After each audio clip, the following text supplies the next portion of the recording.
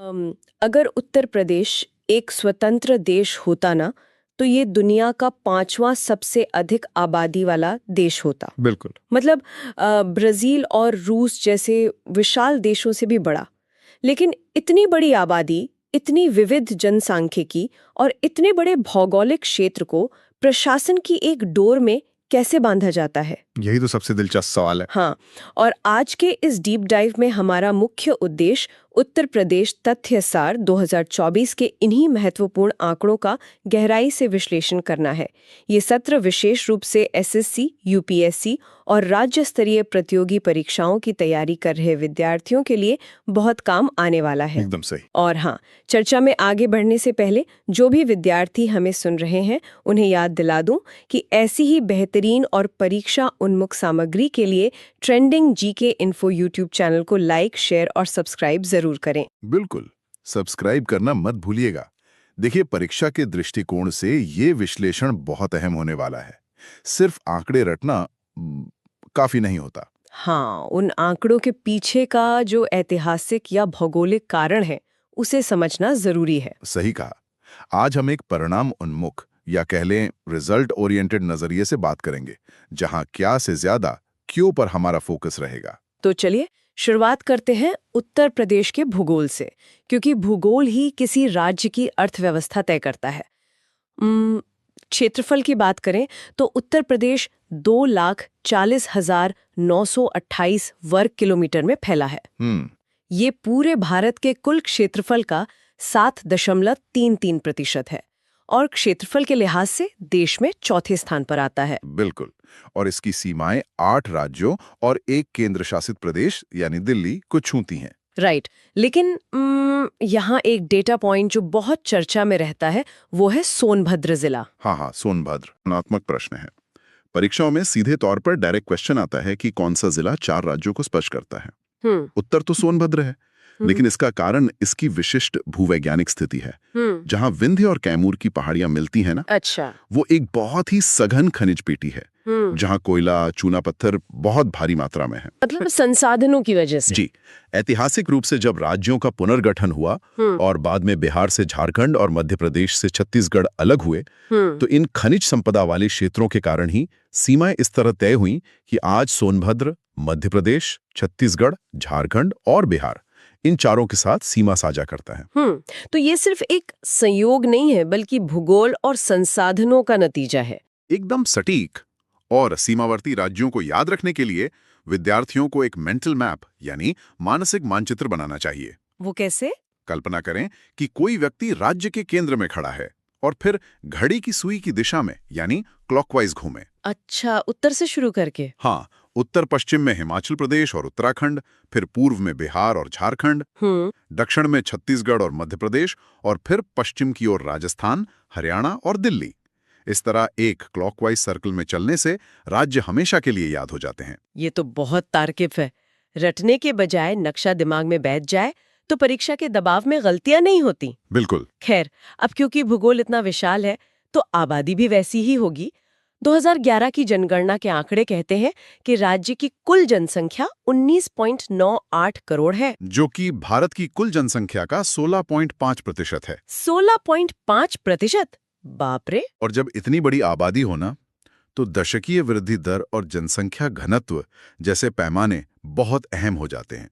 दशकीय वृद्धि दर 20.2% है। इसका मतलब हुआ कि हर 10 साल में पहले से मौजूद हर 100 लोगों पर 20 नए लोग जुड़ रहे हैं। एकदम सही। ये एक तरह का कंपाउंडिंग इफेक्ट है। और जनसंख्या घनत्व की बात करें तो वो 829 व्यक्ति प्रति वर्ग किलोमीटर है। 829 व्यक्ति? मतलब अगर हम 1 किलोमीटर लंबा और चौड़ा एक डिब्बा लें तो उसमें 829 लोग हैं। हाँ, जो संसाधनों के लिए संघर्ष कर रहे हैं। ये तो बहुत भारी दबाव है, और शायद यही दबाव साक्षरता और लिंगानुपात में भी दिखता है। लिंगानुपात 912 है, यानी 1000 पुरुषों पर 912 महिलाएं। और साक्षरता दर कुल 67.7% है, लेकिन इसमें पुरुष साक्षरता 77.3% और महिला साक्षरता 57.2% है। ये 20% का भारी अंतर क्यों? देखिए, ये राज्य की ऐतिहासिक कृषि प्रधान अर्थव्यवस्था और पितृसत्तात्मक सामाजिक संरचना का परिणाम है। राइट। लेकिन परीक्षा के लिए कथन आधारित प्रश्नों में इन आंकड़ों को याद रखने का एक बहुत ही शानदार गणितीय ट्रिक है। अरे वाह, क्या ट्रिक है? विद्यार्थियों को ध्यान देना चाहिए कि कुल साक्षरता 67.7% है। हम्म। इसमें अगर लगभग 10 जोड़ दिया जाए तो 77.3% आता है, जो कि पुरुष साक्षरता है। अच्छा, और 10 घटा दें तो? 10 घटा दें तो 57.2%, यानी महिला साक्षरता मिल जाती है। अरे, ये तो +10 -10 का जो ट्रेंड है, ये तो सीधा दिमाग में छप गया। कथन वाले प्रश्नों में ये समय बचाएगा। बिल्कुल बचाएगा। अब इतने बड़े भूगोल को संभालने वाले प्रशासनिक ढांचे पर आते हैं। राज्य में 75 जिले और 18 मंडल हैं और 24 जनवरी को उत्तर प्रदेश दिवस मनाया जाता है। हाँ, क्योंकि 24 जनवरी 1950 को ही तत्कालीन यूनाइटेड प्रोविंस का नाम बदलकर आधिकारिक तौर पर उत्तर प्रदेश किया गया था। और प्रशासन के साथ साथ राजकीय प्रतीकों की भी अपनी अहमियत है। जी, और प्रतियोगी परीक्षाओं में आजकल इनके सामान्य नाम नहीं, बल्कि वैज्ञानिक नाम मैच द फॉलोइंग में पूछे जाते हैं। मतलब सिर्फ पलाश और बारासिंगा से काम नहीं चलेगा। नहीं, हाँ, विद्यार्थियों को याद रखना होगा कि राजकीय पुष्प पलाश है, जिसे ब्यूटिया मोनोस्पर्मा कहते हैं। राजकीय पशु बारासिंगा, जिसका नाम रुसर्वस डुआवासेली है। उफ, रुसर्वस डुआवासेली। हाँ, और राजकीय पक्षी सारस या क्रोंच है, यानी ग्रास एंटीगोन। इसके अलावा जलीय जीव गांगे डॉल्फिन, प्लैटिनिस्टा गैंगेटिका और मछली चीतला चिताला चिताला है। इतने सारे वैज्ञानिक नाम एक साथ रटना तो बहुत मुश्किल है। रटने की जरूरत ही नहीं है। इसे एक विजुअल या दृश्य ट्रिक से याद करें। वो कैसे? कल्पना करें कि पलाश के एक बड़े से पेड़ के नीचे एक बारासिंगा खड़ा है। ऊपर आसमान में सारस उड़ रहा है और पास की नदी में एक गांगे डॉल्फिन और चीतला मछली एक साथ तैर रही हैं। अरे वाह, ये तो पूरी तस्वीर बन गई दिमाग में। जी, और ये सभी प्रतीक उत्तर प्रदेश के अलग अलग प्राकृतिक आवासों का, यानी बायोम्स का प्रतिनिधित्व करते हैं। पलाश शुष्क जंगलों का, बारासिंगा तराई का, सारस आर्द्र भूमियों का, और डॉल्फिन नदियों की शुद्धता की। ये सिर्फ लिस्ट नहीं है, ये राज्य का पूरा इकोसिस्टम है। एकदम सही समझा आपने। अच्छा, अब तक हमने प्रशासन देखा, पर इस भूगोल पर जो सबसे बड़ी गतिविधि होती है वो है कृषि। उत्तर प्रदेश पूरे देश में किन किन चीजों में नंबर 1 है? सूची बहुत लंबी है। गेहूं, कुल खाद्यान्न उत्पादन, सब्जी, आलू, आम, पशुधन। तन्ने में भी ना? हाँ, गन्ने और दुग्ध उत्पादन में भी प्रथम स्थान पर है। और मजे की बात तो ये है कि बैंक शाखाओं और पोस्ट ऑफिस की संख्या में भी यूपी नंबर 1 है। क्या बात है। लेकिन मेरे मन में एक सवाल आता है, क्या खाद्यान्न उत्पादन में नंबर 1 होने का मतलब ये है कि यहाँ का किसान भी देश में सबसे ज्यादा समृद्ध है? देखिए, ये बहुत गंभीर विश्लेषणात्मक बिंदु है। उत्तर प्रदेश कुल उत्पादन में नंबर 1 है क्योंकि यहाँ कामगार आबादी और कृषि योग्य भूमि सबसे ज्यादा है। लेकिन प्रति किसान उत्पादकता में ये पीछे छूट जाता है क्योंकि खेतों का आकार बहुत छोटा है। राइट, छोटे छोटे खेत हैं। जी, और इसी समस्या को हल करने के लिए ऐतिहासिक योजनाएं लाई गईं। विद्यार्थियों को इनके वर्ष याद रखने चाहिए। सबसे पहले 1954 में चकबंदी योजना आई। चकबंदी योजना? ये तो कंप्यूटर को डीफ्रैगमेंट करने जैसा हुआ ला, बिखरी फाइलों को एक करना। बहुत ही सटीक उदाहरण है। किसानों के बिखरे खेतों को एक बड़ा चक बना दिया गया ताकि ट्रैक्टर और सिंचाई का इस्तेमाल हो सके। और उसके बाद? उसके बाद 1992 में किसान बही योजना आई, जिसमें किसानों को उनकी जमीन का कानूनी रिकॉर्ड मिला। और फिर 2001 में किसान मित्र योजना, ताकि उन तक तकनीकी जानकारी पहुंचे। परीक्षा में ये वर्ष 1954, 1992 और 2001 क्रोनोलॉजी वाले प्रश्नों में आते हैं। मतलब 1954 में जमीन एक हुई, 1992 में कागजी रिकॉर्ड मिला और 2001 में किसान मित्र। प्रशासन के पहिए धीमे तो घूमते हैं। हाँ, वो तो है। खैर, कृषि तो सिंचाई पर टिकी है और यहाँ 73.4% सिंचाई नलकूपों यानी ट्यूबवेल से होती है। जी। उसके बाद नहरें आती हैं 15.1%, फिर कुएं 8.6% और आखिर में तालाब सिर्फ 0.6%। नलकूपों का प्रतिशत इतना ज्यादा क्यों है? सीधी सी बात है, उत्तर प्रदेश का ज्यादातर मैदानी भाग गंगा यमुना के दोआब क्षेत्र में है। यहाँ मिट्टी जलोढ़ है और भूजल स्तर काफी उथला है। इसलिए नहर बनाने से ज्यादा आसान जमीन में पाइप डालकर पानी निकालना रहा है। समझ गई। तो परीक्षा के लिए ये अवरोही क्रम या डिसेंडिंग ऑर्डर याद रखना है। नलकूप, नहर, कुआं और तालाब। बिल्कुल। अब इतना अनाज उगाने के बाद उसे बाजारों तक ले जाने के लिए परिवहन चाहिए। और परिवहन पर बात करें तो सबसे लंबा राष्ट्रीय राजमार्ग NH-19 है। सही कहा। और आजकल तो यूपी एक्सप्रेसवे का प्रदेश है। गंगा एक्सप्रेसवे 593.9 किलोमीटर है। और पूर्वांचल एक्सप्रेसवे 340.8 किलोमीटर। राइट। ये एक्सप्रेसवेज तो पूर्वी और पश्चिमी यूपी को जोड़ने वाले आर्थिक पुल हैं। और उद्योगों की बात करें तो ऊर्जा की जरूरत तो पड़ेगी ही। जी, और ऊर्जा संयंत्रों पर वर्षाधारित प्रश्न अक्सर आते हैं। विद्यार्थियों को नोट्स में लिखना चाहिए कि हरदुआगंज ताप विद्युत गृह 1942 में स्थापित हुआ था। 1942, ये तो आजादी से पहले का है। हाँ, लेकिन सबसे ज्वलंत तथ्य है नरोरा। एकमात्र परमाणु केंद्र। जी, जो कि 1989 में बुलंदशहर में स्थापित हुआ था। पर नरोरा को ही क्यों चुना गया? मतलब कोई और जगह क्यों नहीं? परमाणु संयंत्र के लिए दो चीजें बहुत जरूरी हैं। पहला, कूलेंट के लिए भारी मात्रा में पानी, जो नरोरा में गंगा नदी से मिल जाता है। अच्छा। दूसरा, ऐसी जगह जो भूकंप से सुरक्षित हो पर एनसीआर के भारी औद्योगिक ग्रिड के इतनी पास हो कि बिजली वहां भेजी जा सके। नदी और एनसीआर ग्रिड का लॉजिक इसे हमेशा के लिए याद करवा देता है। बिल्कुल। अब अगर उद्योगों को ही देखें तो कृषि के बाद हथकरघा यानी हैंडलूम सबसे बड़ा रोजगार देता है। और चीनी मिलों का तो यहाँ गढ़ है। पहली चीनी मिल 1903 में प्रतापपुर देवरिया में लगी थी ना? जी, 1903 का प्रतापपुर। ये तथ्य सीधे तौर पर कई बार पूछा गया है। अंग्रेजों का उद्देश्य गन्ने जैसी नकदी फसलों से मुनाफा कमाना था। राइट। और सूती वस्त्र उद्योग भी बहुत बड़ा था। इसी कारण कानपुर को उत्तर भारत का मैनचेस्टर कहा जाता था। कानपुर मैनचेस्टर इसलिए बना क्योंकि वहां बड़ी सैन्य छावनी थी, तो टेंट और जूतों की मांग थी, और गंगा नदी पास थी माल ढोने के लिए। एकदम सही विश्लेषण। इसके अलावा रायबरेली का रेल पहिया कारखाना और मोदी नगर का कृत्रिम रबड़ कारखाना ये भी बहुत महत्वपूर्ण है। जी, इन लोकेशंस को मैच द फॉलोइंग के लिए तैयार रखना चाहिए। अब उद्योगों से निकलकर थोड़ा पर्यावरण पर आते हैं। राज्य में कुल वनावरण मात्र 6.15% है। हाँ, और अगर वृक्षावरण को भी मिला लें तो ये 9.23% तक पहुंचता है। सिर्फ 9.23%। मुझे ये सोचकर हैरानी होती है कि इतने कम जंगल में दुधवा, पीलीभीत, रानीपुर और अमानगढ़ ये 4 टाइगर रिजर्व कैसे मेंटेन हो रहे हैं? ये बहुत गंभीर चिंता का विषय है। जंगल तराई आर्क लैंडस्केप की एक संकरी पट्टी में है। जगह कम होने से मानव वन्यजीव संघर्ष बढ़ता है। लेकिन परीक्षा के लिए बता दूं, सबसे पुराना वन्यजीव विहार चंदौली का चंद्रप्रभा है, जो 1957 में बना था। 1957 का चंद्रप्रभा। और सबसे बड़ा वन्यजीव विहार हस्तिनापुर है, जबकि सबसे छोटा ललितपुर का महावीर स्वामी है। हस्तिनापुर का नाम सुनते ही महाभारत याद आती है।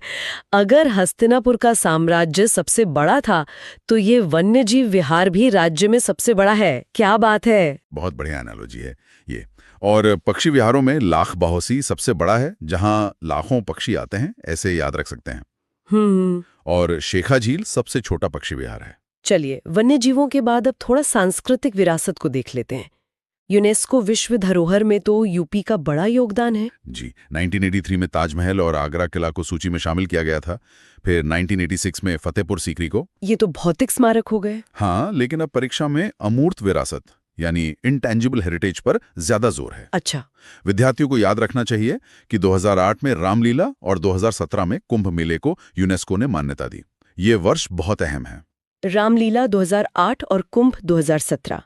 और कला के क्षेत्र में लखनऊ का भारत खंडे संगीत संस्थान है, जो 1966 में अपने वर्तमान नाम से स्थापित हुआ। बिल्कुल। और उत्तर प्रदेश का एकमात्र शास्त्रीय नृत्य कथक है, जिसने लखनऊ और बनारस जैसे विख्यात घराने दिए हैं। सच में एक भौगोलिक सीमा से लेकर वैश्विक धरोहरों तक ये बहुत विशाल यात्रा रही है। आज के इस गहन विश्लेषण यानी डीप डाइव का मुख्य उद्देश्य क्या है?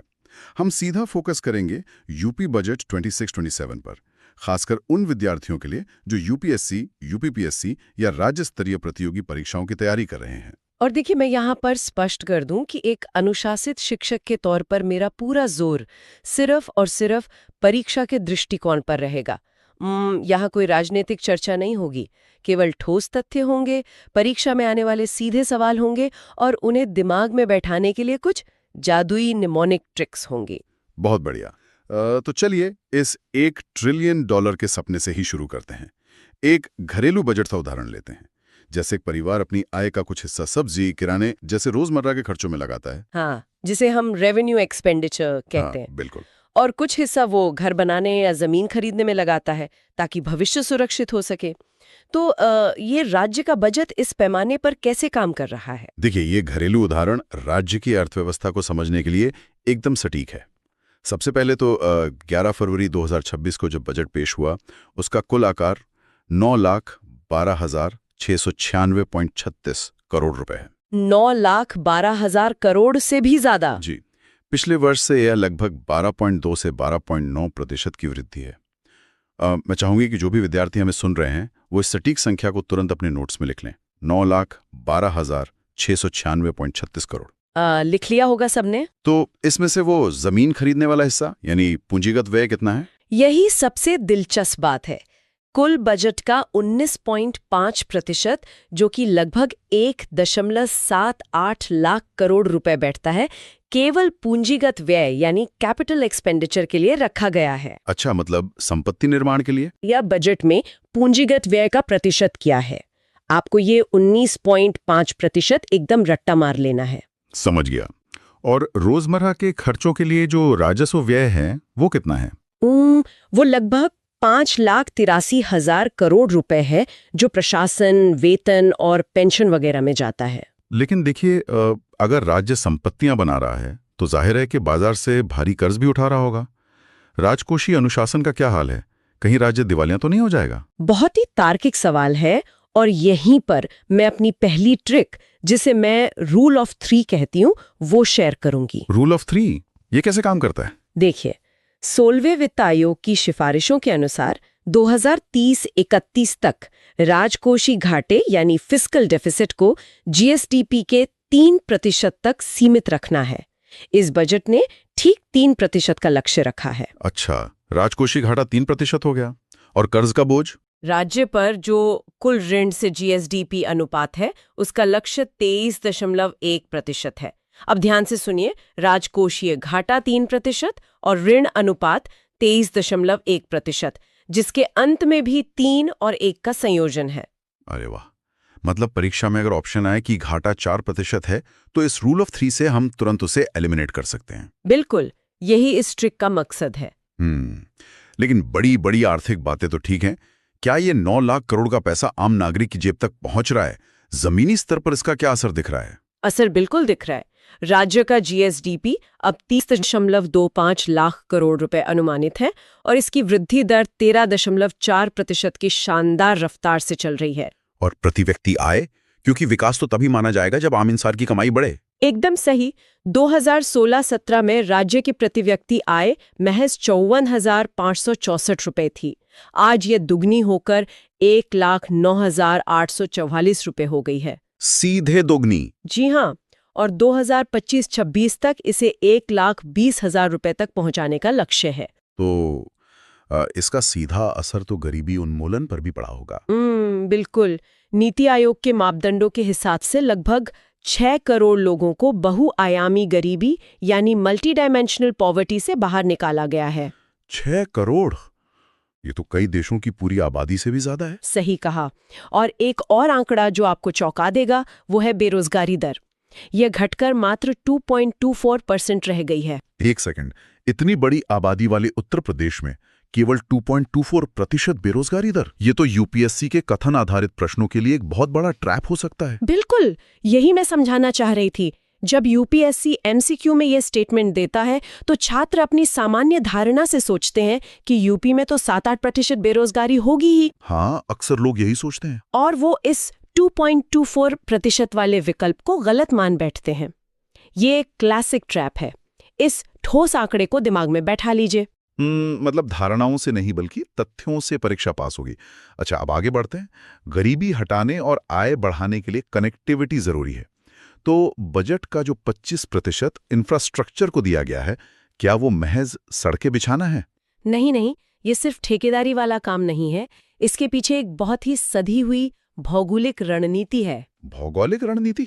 वो कैसे? देखिए, इस बजट का 25% बुनियादी ढांचे पर खर्च हो रहा है और इसमें सबसे महत्वपूर्ण है नॉर्थ ईस्ट कॉरिडोर। अच्छा, ये कहाँ से कहाँ तक बन रहा है? ये गोरखपुर से सहारनपुर तक एक हाई स्पीड कॉरिडोर है।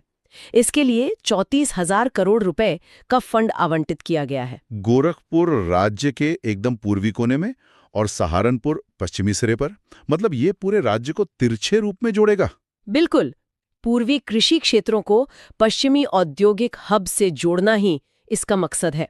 और इसके लिए मेरी अगली ट्रिक है GS34। GS34। जी से गोरखपुर, एस से सहारनपुर और 34 से 34,000 करोड़। एकदम सही पकड़ा आपने। जब भी मैच द फॉलोइंग वाला सवाल आए, जहां एक्सप्रेसवे के नाम और उनके फंड या स्थान को मिलाना हो, तो ये GS34 आपको तुरंत सही जवाब तक ले जाएगा। बहुत ही आसान और याद रखने वाली ट्रिक है। और ग्लोबल कनेक्टिविटी के लिए जेवर हवाई अड्डे का भी कुछ विस्तार हो रहा है ना? हाँ, जेवर अंतर्राष्ट्रीय हवाई अड्डे को अब 5 रनवेज तक विस्तारित किया जा रहा है। इसके साथ ही गंगा और बुंदेलखंड एक्सप्रेसवे का भी निरंतर वित्त पोषण हो रहा है, ताकि पिछड़े इलाके भी विकास से जुड़े। सड़कें तो बन गई, हवाई अड्डे भी बन गए, लेकिन इन सड़कों पर दौड़ने वाली इस अर्थव्यवस्था की गाड़ी को चलाएगा कौन? हमारे युवा। उनके रोजगार और कौशल के लिए क्या ब्लूप्रिंट है? युवाओं के भविष्य के निवेश के लिए बजट का 12.4% हिस्सा रखा गया है, क्योंकि हार्डवेयर तो इंफ्रास्ट्रक्चर है, लेकिन युवा इस अर्थव्यवस्था का सॉफ्टवेयर है। तो इसके लिए कोई विशेष योजना? स्वामी विवेकानंद युवा सशक्तिकरण योजना के तहत 50 लाख टैबलेट और स्मार्टफोन का वितरण किया जा रहा है। 50 लाख? इससे तो डिजिटल डिवाइड काफी हद तक कम हो जाएगा। बिल्कुल। और जो युवा नौकरी मांगने के बजाय खुद का व्यवसाय शुरू करना चाहते हैं, उनके लिए CM युवा उद्यमी योजना लाई गई है। हाँ, इसमें क्या खास प्रावधान है? इसके तहत युवा उद्यमियों को 5 लाख रुपए तक का ब्याज मुक्त ऋण यानी इंटरेस्ट फ्री लोन दिया जा रहा है। इसके अलावा 3 नए विश्वविद्यालय और 16 नए मेडिकल कॉलेजों की भी घोषणा की गई है। ये तो बहुत ही बढ़िया है। और औद्योगिक नेतृत्व के मामले में तो यूपी आजकल काफी खबरों में है। आप हैरान रह जाएंगे ये जानकर कि आज उत्तर प्रदेश पूरे भारत के 65% मोबाइल फोन का उत्पादन कर रहा है। 65%? एक समय था जब हम मोबाइल पूरी तरह आयात करते थे, और अब अकेला यूपी 65% बना रहा है। जी हाँ, और 55% इलेक्ट्रॉनिक कंपोनेंट्स भी यहीं बन रहे हैं। इसी इंडस्ट्रियल बूम की वजह से उत्तर प्रदेश रोजगार मिशन के तहत 10 लाख युवाओं के लिए देश विदेश में रोजगार पैदा करने का लक्ष्य है। ये आंकड़े तो एक हाईटेक अर्थव्यवस्था की गवाही दे रहे हैं। लेकिन मैं थोड़ा सा जमीनी हकीकत पर लौटना चाहता हूँ।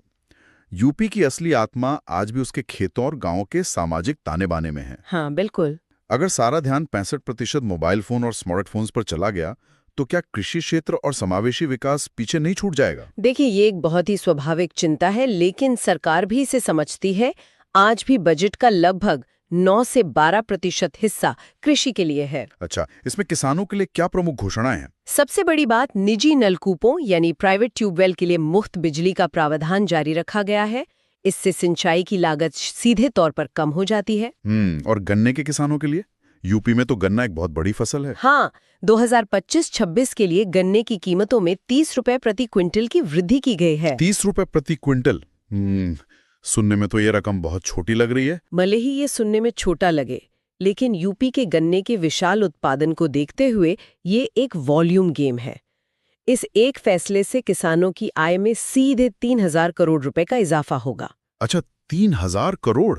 तो जब ये पैसा ग्रामीण अर्थव्यवस्था में जाएगा तो बाजार में मांग भी बढ़ेगी। बिल्कुल, इससे ट्रैक्टर से लेकर कंज्यूमर गुड्स तक हर चीज की मांग बढ़ती है। और महिला कल्याण के बिना तो समावेशी विकास अधूरा है। महिला सुरक्षा और उनके उत्थान के लिए बजट में क्या है? महिला कल्याण के मोर्चे पर कन्या सुमंगला योजना एक मास्टर स्ट्रोक है। पहले इस योजना में बेटी की शादी के लिए 50,000 रुपए का अनुदान मिलता था, और अब इसे सीधे बढ़ाकर 1 लाख रुपए कर दिया गया है। और इससे 26.81 लाख लड़कियां लाभान्वित हो रही हैं। 1 लाख रुपए का अनुदान? ये तो बाल विवाह जैसी कुप्रथाओं को रोकने के लिए एक बहुत बड़ा संस्थागत प्रोत्साहन है। एकदम सही विश्लेषण किया आपने। इसके साथ ही गरीब परिवारों की बेटियों की शादी के लिए 150 करोड़ रुपए का अलग से प्रावधान है। और महिलाओं की सुरक्षा के लिए? सेफ सिटी प्रोजेक्ट्स के तहत पूरे राज्य में सीसीटीवी नेटवर्क बढ़ाया जा रहा है और महिलाओं के लिए विशेष कौशल विकास केंद्र भी खोले जा रहे हैं। बहुत खूब। अब एक आखिरी लेकिन बहुत अहम सवाल। हम 5 रनवे का एयरपोर्ट बना रहे हैं, मोबाइल की फैक्ट्रियां लगा रहे हैं और किसानों को मुफ्त बिजली दे रहे हैं। जी। इन सब के लिए भारी मात्रा में ऊर्जा चाहिए। हमेशा जब हम किसी बहुत विशाल ढांचे के निर्माण की बात करते हैं ना, तो दिमाग में एक बहुत ही स्पष्ट और इंजीनियरिंग वाली छवि उभरती है। हाँ बिल्कुल, क्रेन चल रही हैं, कंक्रीट मिक्सर्स है और सब कुछ एकदम तय विज्ञान के हिसाब से हो रहा है। एकदम सही। जैसे अगर हड्डी टूटती है तो एक्सरे में एक साफ सफेद लकीर दिखती है ना, और डॉक्टर बस इशारा करके बता देता है कि भाई दिक्कत यहाँ है। सब कुछ बहुत स्पष्ट और बाइनरी होता है।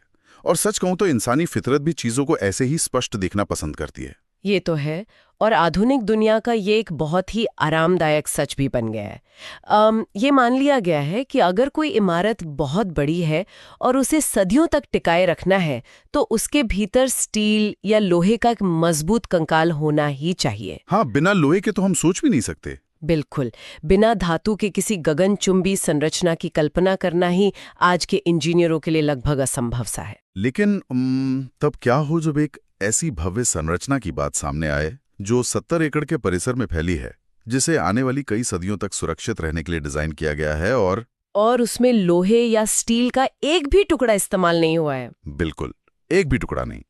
एकदम से वो जो इंजीनियरिंग वाली स्पष्ट एक्सरे तस्वीर है ना, वो धुंधली होने लगती है। ये सोचना ही दिमाग चकरा देता है कि बिना लोहे के पत्थर आखिर एक साथ टिके कैसे रहेंगे। यहीं से वास्तुकला के जो सामान्य नियम हैं वो एक बिल्कुल अलग दिशा में मुड़ जाते हैं।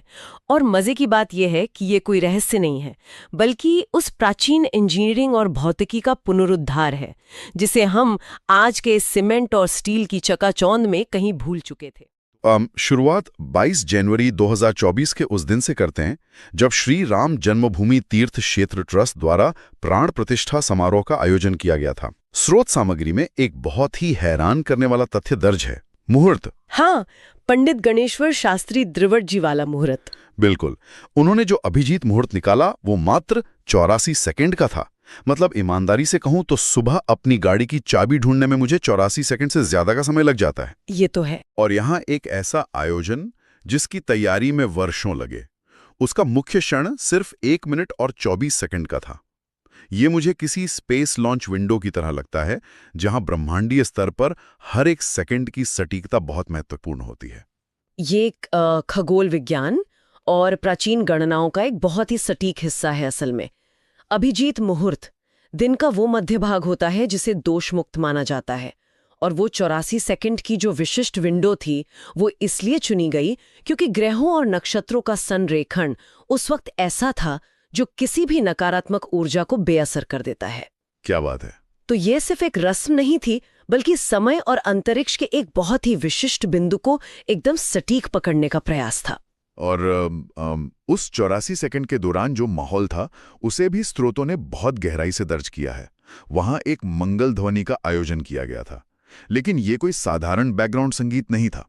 इसमें देश भर के 50 पारंपरिक वाद्य यंत्रों को एक साथ बजाया गया था। 50 अलग अलग वाद्य यंत्र। हाँ, उत्तर प्रदेश का पखावा, असम का नगाड़ा, कर्नाटक की वीणा, दिल्ली की शहनाई और पंजाब का अलगोजा, सब एक साथ। अगर इस सूची को ध्यान से देखा जाए तो एक बहुत गहरा कूटनीतिक और सामाजिक संदेश समझ आता है। भारत जैसे विविधतापूर्ण देश में जहां हर राज्य की अपनी अलग भाषा है, संस्कृति है, वहां संगीत एक सार्वभौमिक भाषा बन जाती है। एकदम सही। इन 50 वाद्य यंत्रों को एक साथ लाना केवल एक सुरीला प्रभाव पैदा करने के लिए नहीं था। ये भारत के उत्तर से दक्षिण और पूर्व से पश्चिम तक के जो सांस्कृतिक ताने बाने हैं उनको एक ही प्रांगण में बुनने का प्रयास था। ये एक प्रतीकात्मक घोषणा थी कि ये ढांचा किसी एक क्षेत्र का नहीं बल्कि संपूर्ण राष्ट्र की चेतना का है। और उसी प्रांगण में कुडरे टीला पे जटायु की प्रतिमा का अनावरण भी किया गया। रामायण में जटायु वो पात्र है जिसने बिना किसी स्वार्थ के संघर्ष किया था। और सबसे ज्यादा ध्यान खींचने वाला क्षण तो वो था जब निर्माण में लगे श्रमिकों पर पुष्प वर्षा की गई। वो सच में एक बहुत ही भावुक दृश्य था। हाँ, ये देखना बहुत अनूठा था कि पत्थरों को पूजने से पहले उन पसीने से सने हाथों का सम्मान किया जा रहा था जिन्होंने इसे असल में गढ़ा है। वे श्रमिक ही तो वो कड़ी हैं जो उस प्राचीन वास्तुकला को आज के समय में मूर्त रूप दे रहे हैं। और जब हम उन पत्थरों और उस निर्माण तकनीक की गहराई में जाते हैं तो हमारी कई आधुनिक धारणाएं पूरी तरह टूट जाती हैं। तो चलिए, वास्तुकला की बात निकली है तो इस महाकाव्य जैसे निर्माण को समझना बहुत जरूरी है। स्रोत के अनुसार यह मंदिर पारंपरिक नागर शैली में बना है और इसके आयाम काफी विशाल है। 380 फीट लंबा, 250 फीट चौड़ा और 161 फीट ऊंचा। काफी बड़ा ढांचा है। हाँ, कुल 3 मंजिलें हैं, 392 खंबे हैं और 44 सागौन के दरवाजे हैं। और इसके पीछे चंद्रकांत सोमपुरा, निखिल सोमपुरा और आशीष सोमपुरा हैं। इस सोमपुरा परिवार की ये एक लंबी विरासत रही है।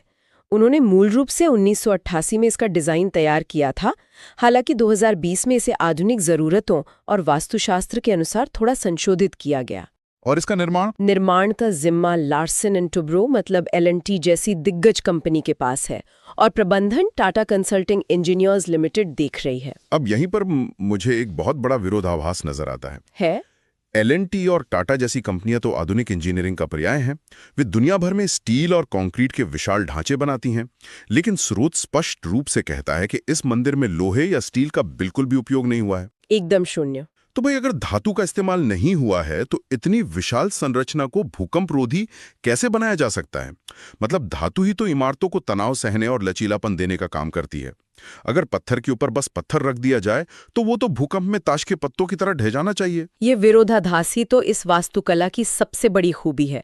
लोहे की अनुपस्थिति कोई खामी नहीं है, बल्कि एक बहुत ही सचेत वैज्ञानिक निर्णय है। अच्छा, वो कैसे? देखिए, लोहे की उम्र सीमित होती है।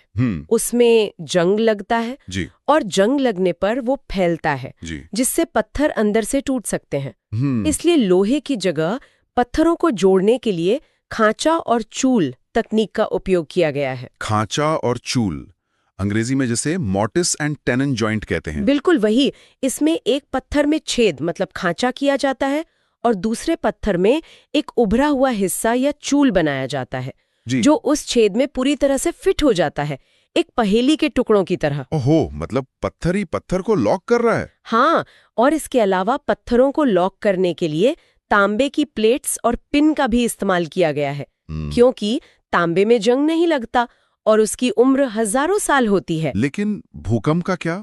वो झटके कैसे सहेगा? यही तो इस ड्राई जॉइंट तकनीक का कमाल है। जब भूकंप आता है तो कंक्रीट की जो कठोर इमारतें होती हैं वे दरक जाती हैं, लेकिन इस तकनीक में पत्थर एक दूसरे के साथ थोड़ा हिल सकते हैं, घर्षण पैदा कर सकते हैं और भूकंप की ऊर्जा को सोख सकते हैं बिना टूटे। मतलब कठोर दिखने वाले पत्थर असल में भूकंप की लहरों के साथ एक तरह से नृत्य कर सकते हैं। हाँ, आप ऐसा कह सकते हैं। यह तकनीक इसे आधुनिक कंक्रीट की तुलना में कहीं अधिक लचीला बनाती है। ये इंजीनियरिंग का एक बिल्कुल अलग ही स्तर है। कमाल है। और निर्माण सामग्री के तौर पर राजस्थान के बंसी पहाड़पुर का गुलाबी बलुआ पत्थर और मकराना का सफेद संगमरमर इस्तेमाल हुआ है। दरवाजे महाराष्ट्र के जंगलों से आई बेहतरीन सागौन की लकड़ी से बने हैं और स्रोत में विशेष रामशिला ईंटों का भी जिक्र है। हाँ, रामशिला ईंटों का उपयोग मुख्य रूप से एक प्रतीकात्मक जुड़ाव है जो उन लोगों की आस्था को ढांचे में शामिल करता है जिन्होंने दशकों तक इसके लिए अपना योगदान दिया है। लेकिन वास्तुकला के नजरिए से जो सबसे बड़ी बात है वह केवल नागर शैली तक सीमित नहीं है। हाँ, मुझे भी एक दिलचस्प बात मिली स्रोत में।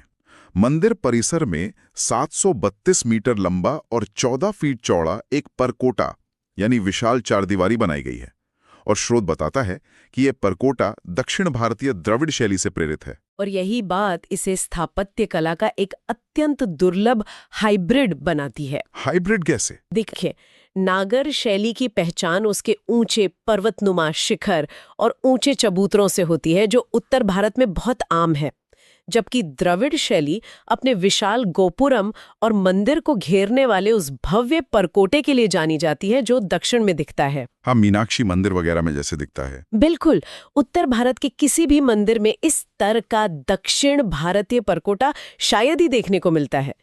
इस नागर और द्रविड़ शैली का मिलान इसे सिर्फ एक क्षेत्रीय इमारत नहीं बल्कि संपूर्ण भारतीय वास्तुकला का एक एकीकृत प्रतिनिधि बनाता है। बहुत खूब।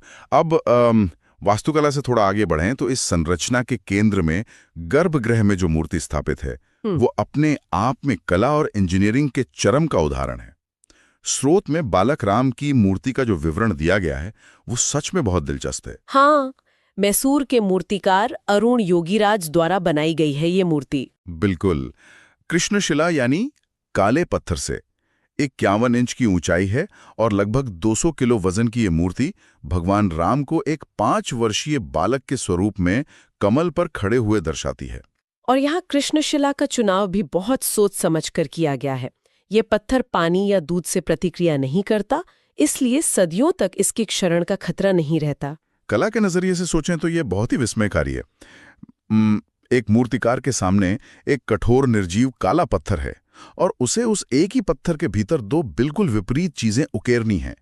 एक 5 साल के बच्चे की कोमल मासूमियत और साथ ही ब्रह्मांडीय शक्तियों का तेज। ये तो सच है। पत्थर में कोमलता और कठोरता का यह संतुलन लाना किसी भी कलाकार के लिए सबसे बड़ी चुनौती रही होगी। मूर्तिकार की असली महारत इसी विरोधाभास को साधने में है। और जब इस मूर्ति की बारीक नक्काशी का विश्लेषण किया जाता है तो ये केवल एक देवता की सुंदर छवि से कहीं आगे की बात लगती है। जैसे कि उसमें जो उकेरे गए प्रतीक हैं। हाँ, मूर्ति के चारों ओर ओम, स्वस्तिक, चक्र, शंख, गदा और शीर्ष पर सूर्यदेव उकेरे गए हैं जो भगवान राम के सूर्यवंश का प्रतीक है। और मूर्ति के दोनों किनारों पर जो आकृतियां हैं वे भी एक पूरी कहानी कह रही हैं। बिल्कुल। वहां भगवान विष्णु के 10 अवतार मत्स्य, कूर्म, वराह, नृसिंह, वामन, परशुराम, राम, कृष्ण, बुद्ध और कल्कि उकेरे गए हैं। एकदम नीचे हनुमान जी और गरुड़ हैं। ये तो पूरा एक ब्रह्मांडी पत्थर में उकेर दिया है। अगर इसे ध्यान से देखा जाए तो ये केवल धार्मिक प्रतीक नहीं है। दशा अवतार की यह अवधारणा जीवन के क्रमिक विकास यानी इवोल्यूशन को भी दर्शाती है। जलचर मत्स्य से लेकर उभयचर कूर्म, फिर जंगली जानवर वराह, आधा इंसान आधा जानवर नृसिंह और फिर एक पूर्ण विकसित मनुष्य तक।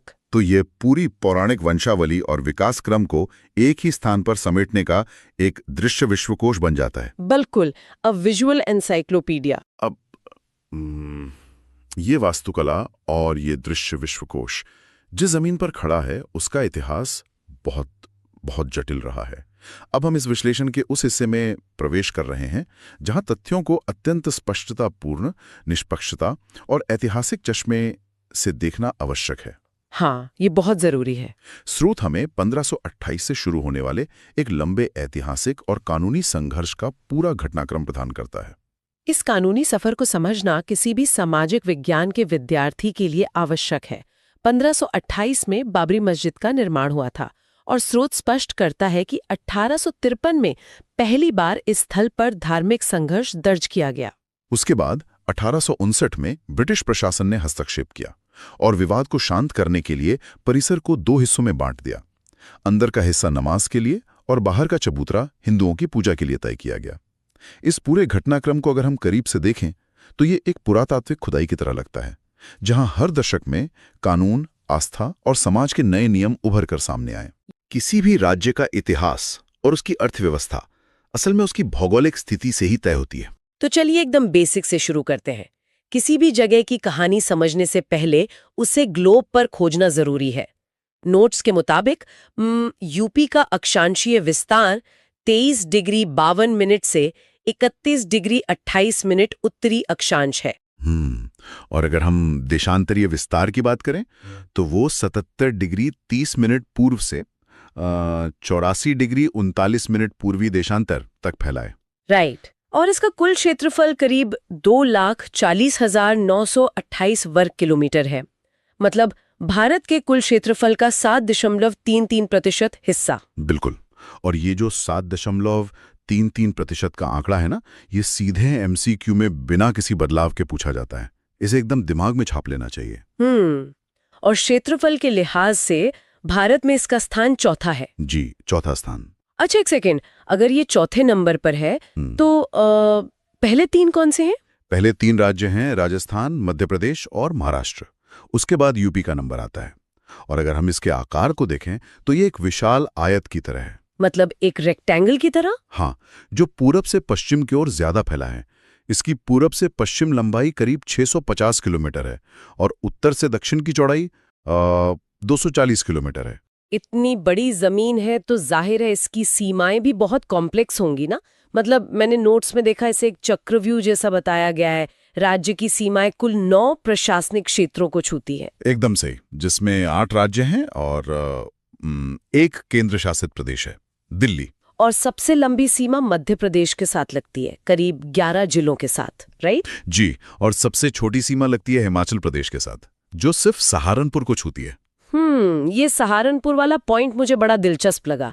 ये सबसे उत्तरी जिला है और अकेले 3 राज्यों को छूता है, हिमाचल प्रदेश, हरियाणा और उत्तराखंड। ये चरम बिंदु या एक्सट्रीमिटीज हमेशा फंसाने वाले सवाल बनाते हैं। जैसे ललितपुर की विचित्र स्थिति को ही ले लीजिए। हाँ, ललितपुर तो नक्शे में ऐसा लगता है जैसे यूपी से टूटकर मध्य प्रदेश में लटक गया हो, 3 तरफ से एमपी से घिरा है। बिल्कुल, लेकिन परीक्षा के दृष्टिकोण से सबसे अनोखा भूगोल सोनभद्र का है। ये भारत का इकलौता ऐसा जिला है जो 4 अलग-अलग राज्यों को स्पर्श करता है। मतलब ये कोई जिला है या कोई विशाल चौराहा? 4 राज्य, मध्य प्रदेश, छत्तीसगढ़, झारखंड और बिहार। सही कहा। और यहाँ सबसे दिलचस्प बात यह है कि सोनभद्र और ललितपुर से अक्सर कथन आधारित यानी स्टेटमेंट बेस्ड प्रश्न बनते हैं। विद्यार्थियों को चारों चरम बिंदु याद रखने चाहिए: उत्तरी सहारनपुर, दक्षिणी सोनभद्र, पूर्वी बलिया और पश्चिमी शामली। राइट। घरेलू सीमाओं के बाद अब हम उस इकलौती अंतर्राष्ट्रीय सीमा की बात करते हैं जो सीधे हिमालय की तलहटी से जुड़ती है, नेपाल बॉर्डर। जी, नेपाल को यूपी के 7 जिले छूते हैं। और पूर्व से पश्चिम इनका क्रम याद रखना बहुत जरूरी है: महाराजगंज, सिद्धार्थनगर, बलरामपुर, श्रावस्ती, बहराइच, लखीमपुर खीरी और पीलीभीत। लेकिन एग्जाम हॉल के प्रेशर में ये क्रम अक्सर भूल जाता है। इसी के लिए मैंने एक बहुत ही आसान स्मरण ट्रिक, मतलब निमोनिक ट्रिक बनाई है। अच्छा, बताइए जरा क्या ट्रिक है? ट्रिक ये है, महाराज सिद्धार्थ के बल पर श्रावस्ती बहरी होकर खीर पी ली। अरे वाह, ये तो बहुत ही मजेदार लाइन है ना?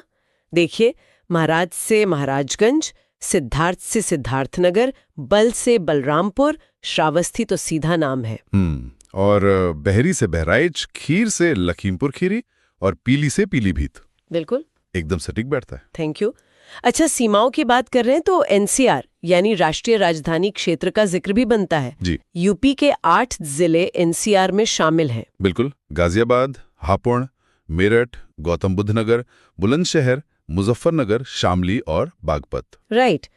लेकिन राज्य के नक्शे में सबसे बड़ा बदलाव तो 9 नवंबर सन 2000 को आया था। बिल्कुल, जब 13 पर्वतीय जिलों को काटकर उत्तरांचल, मतलब आज का उत्तराखंड, बना दिया गया। और उस बंटवारे ने यूपी का भूगोल पूरी तरह से बदल दिया। मतलब सन 2000 के बाद यूपी पूरी तरह से एक मैदानी राज्य बन गया, क्योंकि सारा पहाड़ी हिस्सा उत्तराखंड में चला गया। और शायद यही कारण है कि आज जिलों के आकार में इतनी विविधता है। क्षेत्रफल में सबसे बड़े 3 जिले अवरोही क्रम में हैं: लखीमपुर खीरी, सोनभद्र और हरदोई। और सबसे छोटे जिले अगर आरोही क्रम में देखें तो हापुड़ सबसे छोटा है, सिर्फ 660 वर्ग किलोमीटर। फिर भदोई और गाजियाबाद आते हैं। चलिए, सीमाओं और बंटवारे के इस जाल से अब राज्य की जमीन के अंदर चलते हैं, भौतिक विभाजन की ओर। जी, राज्य को वर्तमान में 3 प्राकृतिक प्रदेशों में बांटा गया है: भाबर एवं तराई, गंगा यमुना का मैदान और दक्षिण का पठारी प्रदेश। उत्तर से शुरू करते हैं, जहां से नदियां पहाड़ों से नीचे उतरती हैं, यानी भाबर क्षेत्र। ये सहारनपुर से कुशीनगर तक फैला है। मैंने पढ़ा है कि यहाँ नदियां अचानक से लुप्त हो जाती हैं। क्या ये सच में कोई जादू है? असल में ये जादू नहीं, विज्ञान है। देखिए, भाबर क्षेत्र बहुत बड़े कंकड़ पत्थरों से बना है। जब नदियां यहाँ आती हैं तो पानी उन पत्थरों के नीचे मौजूद बड़ी खाली जगहों से, जिसे पोरोसिटी या सरंध्रता कहते हैं, वहां से बहने लगता है। अच्छा, मतलब पानी जमीन के नीचे नहीं, पत्थरों के नीचे बहता है। बिल्कुल, और यहाँ जलोढ़ पंख और शंकु बनते हैं। नदियां गायब सी लगती हैं। तो फिर ये नदियां वापस कब प्रकट होती हैं? जैसे ही ये नदियां भाबर के दक्षिण में यानी तराई क्षेत्र में पहुंचती हैं, क्योंकि वहां की मिट्टी गाद या क्ले वाली होती है। तो क्ले के नीचे से पानी नहीं बह पाता और वापस सतह पर आ जाता है। एकदम सही। और इसी वजह से तराई का पूरा क्षेत्र दलदली हो जाता है। यहाँ घने जंगल और लंबी हाथी घास पाई जाती हैं। तो क्या इसी दलदली जमीन और नमी के कारण यहाँ गन्ने और धान की खेती सबसे ज्यादा होती है? 100%। परीक्षा के नजरिए से ये एक बहुत अहम पॉइंट है। गन्ना और जूट जैसी पानी मांगने वाली फसलें तराई में ही इसीलिए होती हैं। राइट। अब इस संकरे इलाके से निकलकर राज्य के उस सबसे बड़े हिस्से में आते हैं जहां सबसे ज्यादा आबादी बसती है, मतलब गंगा यमुना का मैदान। जी, ये पूरा मैदान जलोढ़ या कांप मिट्टी से बना है। इसकी औसत ऊंचाई करीब 300 मीटर है। नोट्स में लिखा है कि इसका निर्माण प्लीस्टोसीन यानी अतिनूतन और होलोसीन यानी अभिनूतन युग में हुआ। ये शब्द थोड़े भारी लगते हैं। इसे सिंपल रखते हैं। नदियों ने हजारों सालों तक अपने साथ जो अवसाद या गाद लाकर बिछाई है, उसी अवसादीकरण से ये विशाल मैदान बना है। एक और शब्द मुझे यहाँ दिखा, राढ़।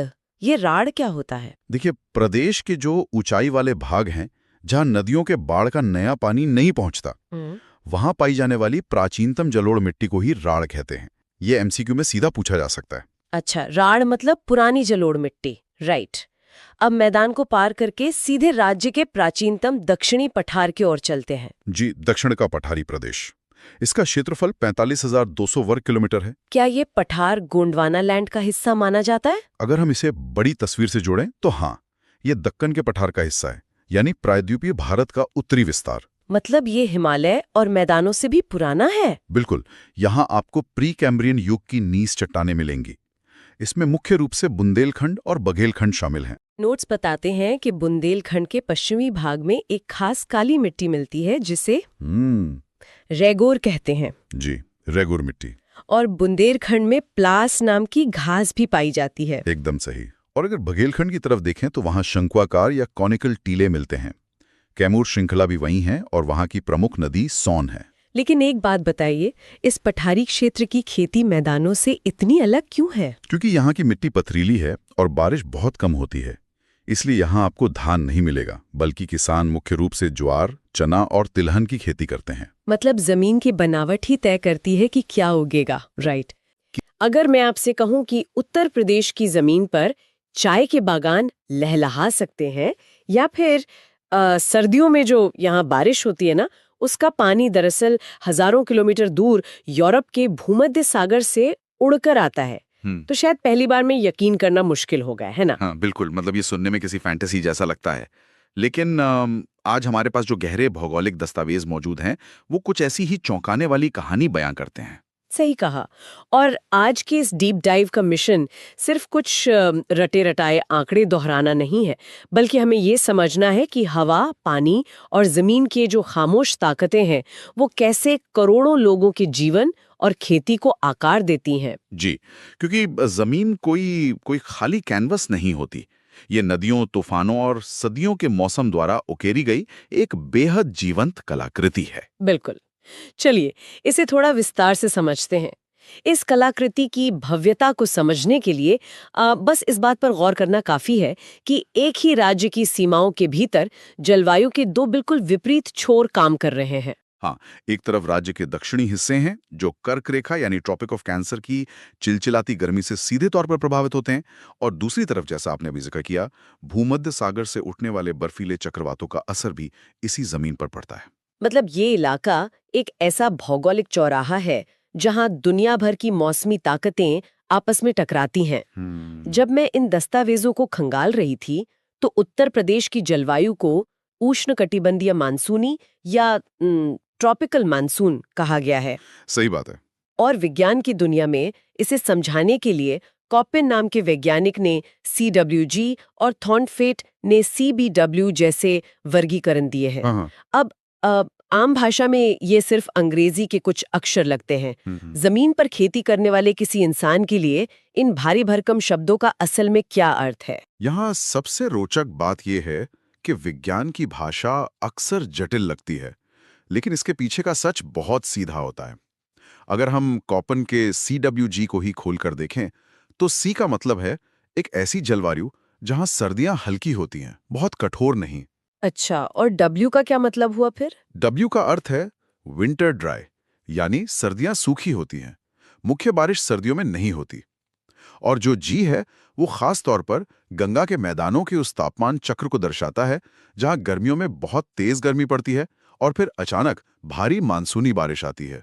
तो ये महज कोई कोड नहीं है, बल्कि पूरे साल के मौसम की कहानी एक छोटे से सूत्र में समेटी गई है। एकदम सही।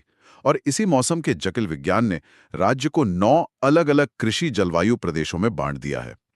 बारिश और नमी की मात्रा के आधार पर जमीन का स्वभाव ही बदल जाता है।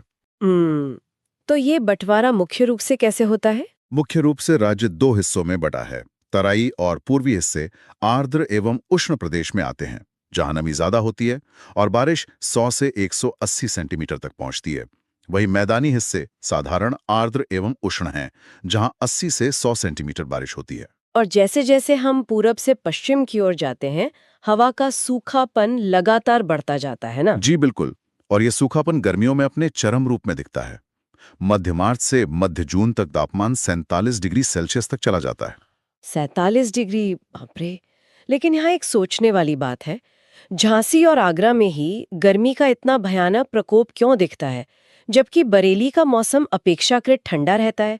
सूरज तो पूरे राज्य पर चमक रहा है ना? हाँ, इसके पीछे सीधा खगोलीय विज्ञान काम करता है। झांसी और बुंदेलखंड का पूरा पठारी क्षेत्र कर्क रेखा के काफी करीब है। इस नजदीकी के कारण मई जून के महीनों में सूरज की किरणें यहाँ लगभग 90 डिग्री के कोण पर यानी एकदम सीधी पड़ती हैं। ओह, मतलब किरणें जितनी सीधी होंगी, जमीन उतनी ही ज्यादा गर्म होगी, बिल्कुल किसी तवे की तरह। बिल्कुल। इसके ऊपर से पश्चिम के रेगिस्तानों से उठने वाली सूखी और गर्म हवाएं, जिन्हें हम लू कहते हैं, इस पूरे इलाके को झुलसा देती हैं। वहीं बरेली उत्तर की ओर हिमालय की तराई के नजदीक है, कर्क रेखा से दूर है, इसलिए वहां गर्मी का असर थोड़ा कम हो जाता है। अच्छा, ये तो हुई गर्मी की बात। लेकिन जुलाई आते आते यही उबलती हुई जमीन मॉनसून को अपनी तरफ खींचती है। दस्तावेज बताते हैं कि पूरे साल की 60% बारिश सिर्फ जुलाई और अगस्त में हो जाती है। हाँ, और बंगाल की खाड़ी से आने वाली मानसूनी हवाएं, जिन्हें यहाँ पूर्वा पुकारा जाता है, पूरे राज्य को भिगो देती हैं। गोरखपुर में सबसे ज्यादा लगभग 1245 मिलीमीटर बारिश होती है। क्या बात है! और रायबरेली या अलीगढ़ तक पहुंचते पहुंचते बादलों का पानी खत्म होने लगता है। पर इन आंकड़ों के बीच एक बात ने मुझे सबसे ज्यादा चौंकाया। सर्दियों में उत्तर पश्चिम इलाकों में जो बारिश होती है, वो यहाँ के बादलों से नहीं होती। हाँ, वो एक पूरी तरह से अलग मौसमी घटना है।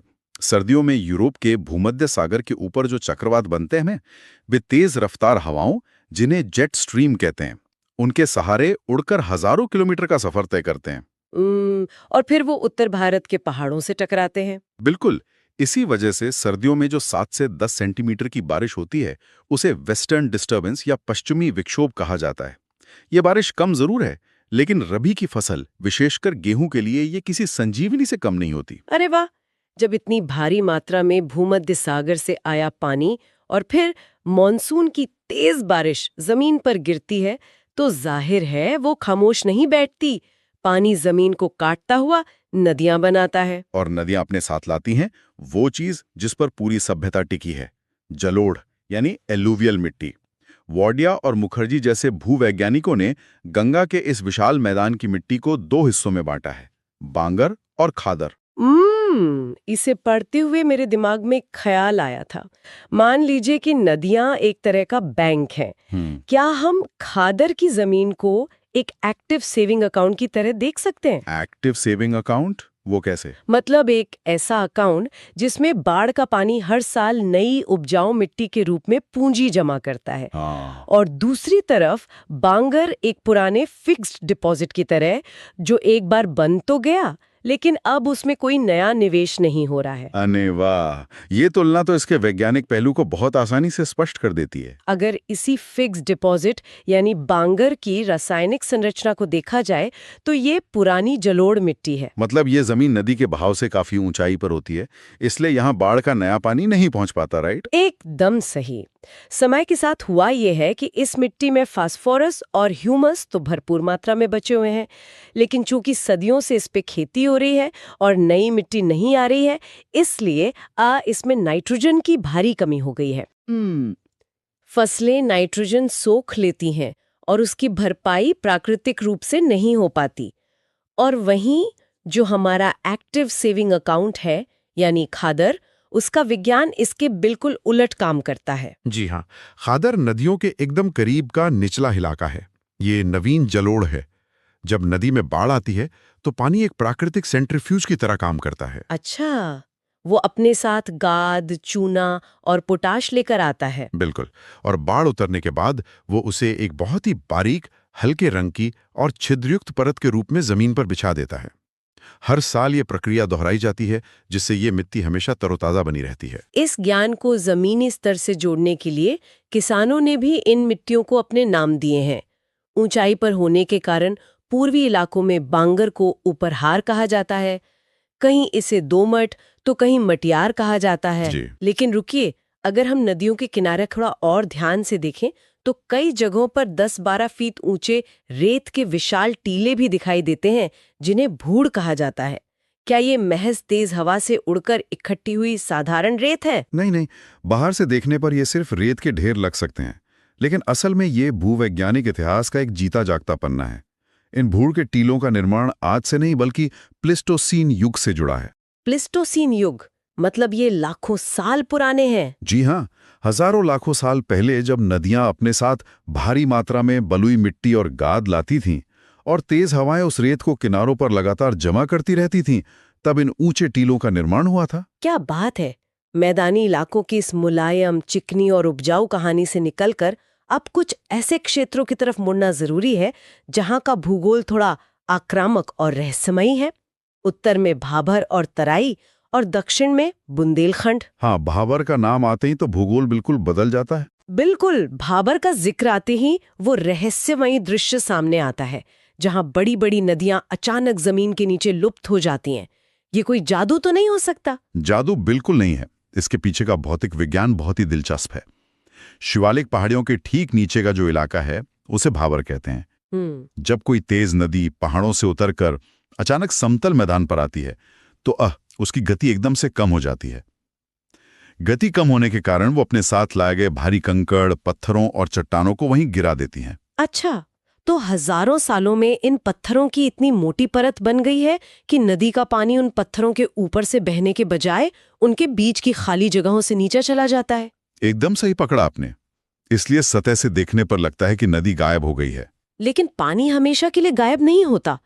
थोड़ा और दक्षिण में जाने पर ये पानी पत्थरों की सीमा खत्म होते ही अचानक सतह पर वापस फूट पड़ता है, और यही क्षेत्र तराई कहलाता है ना? जी, नमी, दलदल और समतल जमीन का ये हिस्सा गन्ना और धान जैसी फसलों के लिए किसी वरदान से कम नहीं है। सही कहा।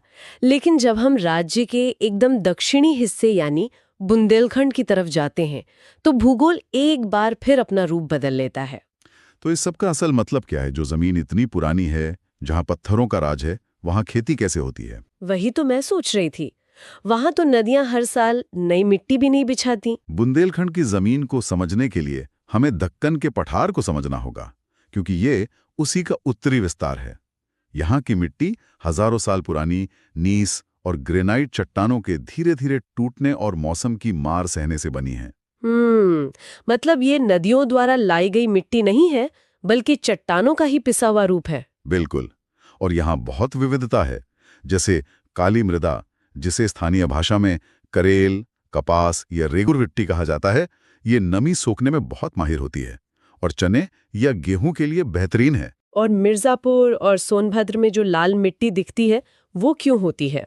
वो प्राचीन विंध्य चट्टानों में मौजूद लोहे के ऑक्सीकरण यानी रस्टिंग की वजह से लाल है। इसके अलावा यहाँ परवा, जो कि हल्की रेतीली होती है, राखड़ जो क्षारीय होती है, और माड़ जैसी मिट्टी भी मिलती है। ये माड़ मिट्टी कैसी होती है? माड़ मिट्टी में सिलिकेट और लोहे की मात्रा ज्यादा होती है, जो इसे बहुत कठोर बना देती है। विंध्य के पहाड़ी क्षेत्रों में भोंटा मिट्टी मिलती है। यहाँ खेती करना आसान नहीं है, लेकिन कम पानी वाली फसलें इस कठोर जमीन पर भी उगाई जाती हैं। इसी कठोर जमीन और मिट्टी की विविधता के बीच दो और ऐसे तथ्य छिपे हैं जो किसी को भी हैरान कर सकते हैं। पहला, कुशीनगर जिले में एक खास तरह की भाट मिट्टी पाई जाती है, जिसमें चूने की मात्रा कम होती है और ये मोटे अनाज के लिए बहुत मुफीद है। हाँ, और दूसरा तथ्य तो और भी चौंकाने वाला है, जिसका जिक्र आपने एकदम शुरुआत में किया था, चाय की खेती। बिल्कुल। शिवालिक पहाड़ियों के निचले ढलानों पर जो टर्शरी मिट्टी पाई जाती है, उसकी संरचना ऐसी है कि वो पानी को रुकने नहीं देती और उसकी अम्लीयता चाय के बागानों के लिए बिल्कुल उपयुक्त है। ये एक बहुत बड़ा उदाहरण है कि जमीन के हर हिस्से की अपनी एक अलग क्षमता होती है। भूगर्भीय हलचलों ने लाखों साल लगाकर इन 9 कृषि जलवायु प्रदेशों और इतनी विविध प्रकार की मिट्टियों का निर्माण किया है। लेकिन प्रकृति को जो बनाने में लाखों साल लगते हैं, प्राकृतिक ताकतें और मानवीय गलतियां उसे कितनी तेजी से नष्ट कर सकती हैं, ये इस विस्तृत चर्चा का सबसे संवेदनशील हिस्सा है, मृदा अपरदन या सॉइल इरोजन। ये बहुत गंभीर विषय है। जब भी मिट्टी के नष्ट होने की बात आती है तो दिमाग में मथुरा और आगरा का दृश्य उभरता है। गर्मियों में जब तेज आंधियां चलती हैं तो हवा अपने साथ जमीन की सबसे उपजाऊ ऊपरी परत को उड़ा ले जाती है। वायु अपरदन डरावना जरूर है, लेकिन अगर हम इसे बड़ी तस्वीर से जोड़कर देखें तो पानी द्वारा होने वाला अपरदन कहीं ज्यादा विनाशकारी है। खासतौर पर अवनालिका अपरदन, जिसे हम गली इरोजन कहते हैं। ये गली इरोजन कैसे काम करता है? जब मानसून का पानी ढलान वाली जमीन पर तेजी से बहता है तो वो छोटी सी दरार को काटकर एक नाली बना देता है। फिर वो नाली गहरी होकर एक बड़ी खाई में बदल जाती है। चंबल नदी के जल ग्रहण क्षेत्र में यही हो रहा है। ओह, तो पानी की इसी कतान ने इटावा, आगरा और जालौन जिलों में वो कुख्यात बीहड़ या रवीन्स बनाए हैं। बिल्कुल। इसके अलावा दक्षिणी पठारी क्षेत्र में रेल अपरदन और पूर्वी मैदानी क्षेत्र में परत अपरदन या शीट इरोजन होता है, जहां तेज बारिश जमीन की पूरी ऊपरी उपजाऊ परत को किसी चादर की तरह बहा ले जाती है। यह एक बहुत जरूरी सवाल उठता है, क्या जमीन के इस विनाश के लिए सिर्फ तेज हवाएं, बारिश और ढलान जिम्मेदार है, या इसमें इंसानों का भी कोई बड़ा हाथ है? इंसान का हाथ इसमें बहुत गहरा और चिंताजनक है। दस्तावेज एक खौफनाक आंकड़ा सामने रखते हैं। अलीगढ़, कानपुर, उन्नाव और रायबरेली जैसे जिलों में अत्यधिक सिंचाई, जिसे हम ओवर इरिगेशन कहते हैं, और रासायनिक उर्वरकों के अंधाधुंध इस्तेमाल ने जमीन की संरचना को अंदर से तोड़ दिया है। ये कैसे होता है? मतलब पानी तो जमीन के लिए अच्छा होना चाहिए ना? इसका विज्ञान कुछ ऐसा है, जब जमीन में जरूरत से ज्यादा पानी भरा रहता है तो जमीन के नीचे का नमक और रसायन कैपिलरी एक्शन के जरिए सतह पर आ जाते हैं। अच्छा, और फिर पानी तो भाप बनकर उड़ जाता है, लेकिन नमक वहीं रह जाता है। एकदम सही। नमक और क्षारीय तत्व सतह पर एक सफेद परत के रूप में जम जाते हैं। आज इन जिलों की लगभग 10% जमीन ऊसर यानी क्षारीय और लवणीय हो चुकी है, जिस पर एक तिनका भी नहीं उग सकता। सबसे ज्यादा ऊसर जमीन रायबरेली में दर्ज की गई है। अपनी ही जमीन को अपने हाथों बंजर बना देना एक भयानक स्थिति है, लेकिन क्या इस अंधेरे में कोई सकारात्मक किरण भी दिखाई देती है? क्या बंजर भूमि को वापस सुधारने की कोई प्रक्रिया चल रही है? उम्मीद की किरण बिल्कुल है। 2019 के वेस्टलैंड एटलस के आंकड़े बताते हैं कि 2008-9 से 2015-16 के बीच उत्तर प्रदेश में बंजर भूमि में 1082 वर्ग किलोमीटर की कमी आई है। अरे वाह, ये तो बहुत अच्छी खबर है। बिल्कुल। मतलब मिट्टी के सुधार कार्यक्रमों का असर हो रहा है। बिल्कुल। हरदोई और कानपुर देहात जैसे जिलों में बंजर भूमि का क्षेत्रफल काफी कम हुआ है। हालांकि झांसी और आगरा में अभी भी सबसे ज्यादा बंजर भूमि मौजूद है, लेकिन सुधार की प्रक्रिया रुकने का नाम नहीं ले रही है। तो आज के इस सफर को अगर एक धागे में पिरोया जाए, शुरुआत हुई थी हजारों किलोमीटर दूर भूमध्य सागर से उठने वाले उन शीतकालीन चक्रवातों से जो खेतों में जीवन लाते हैं। जी। फिर हमने खादर बमगर की उस कहानी को समझा, जहां नदियां जमीन के खाते में हर साल नई उर्वरता जमा करती हैं। भाबर के उन पत्थरों के विज्ञान को डिकोड किया जो पूरी नदी को छिपा लेते हैं, और चंबल के बीहड़ों के पीछे छिपे पानी के विनाशकारी रूप को भी देखा। और ये सभी चीजें, राज्य की जलवायु, मॉनसून की हवाएं, मिट्टी के प्रकार, ये केवल किसी किताब में दर्ज भूगोल के नीरस तथ्य नहीं हैं। ये वो जीवित शक्तियां हैं जो तय करती हैं कि करोड़ों लोग कैसे रहते हैं और उनका भविष्य कैसा होगा। बिल्कुल सही कहा। इस पूरी बातचीत के बाद ना एक बहुत ही गहरा सवाल जहन में आता है। जिन भूगर्भीय बदलावों और नदियों के खामोश बहाव ने लाखों साल लगाकर इस अनोखी मिट्टी का निर्माण किया है, क्या वे आज सुरक्षित हैं? सोचने वाली बात है। जिस तेजी से आज वैश्विक जलवायु परिवर्तन हो रहा है और हम अत्यधिक सिंचाई कर रहे हैं, क्या यह संभव है कि अगले 50 सालों में खादर की वो सबसे उपजाऊ जमीनें भी ऊसर या बंजर भूमि में बदल जाएंगी? क्या हम उस जमीन को बचा पाएंगे जिसने हमें जीवन दिया है? एक ऐसा सवाल जो लंबे समय तक जहन में गूंजता रहेगा।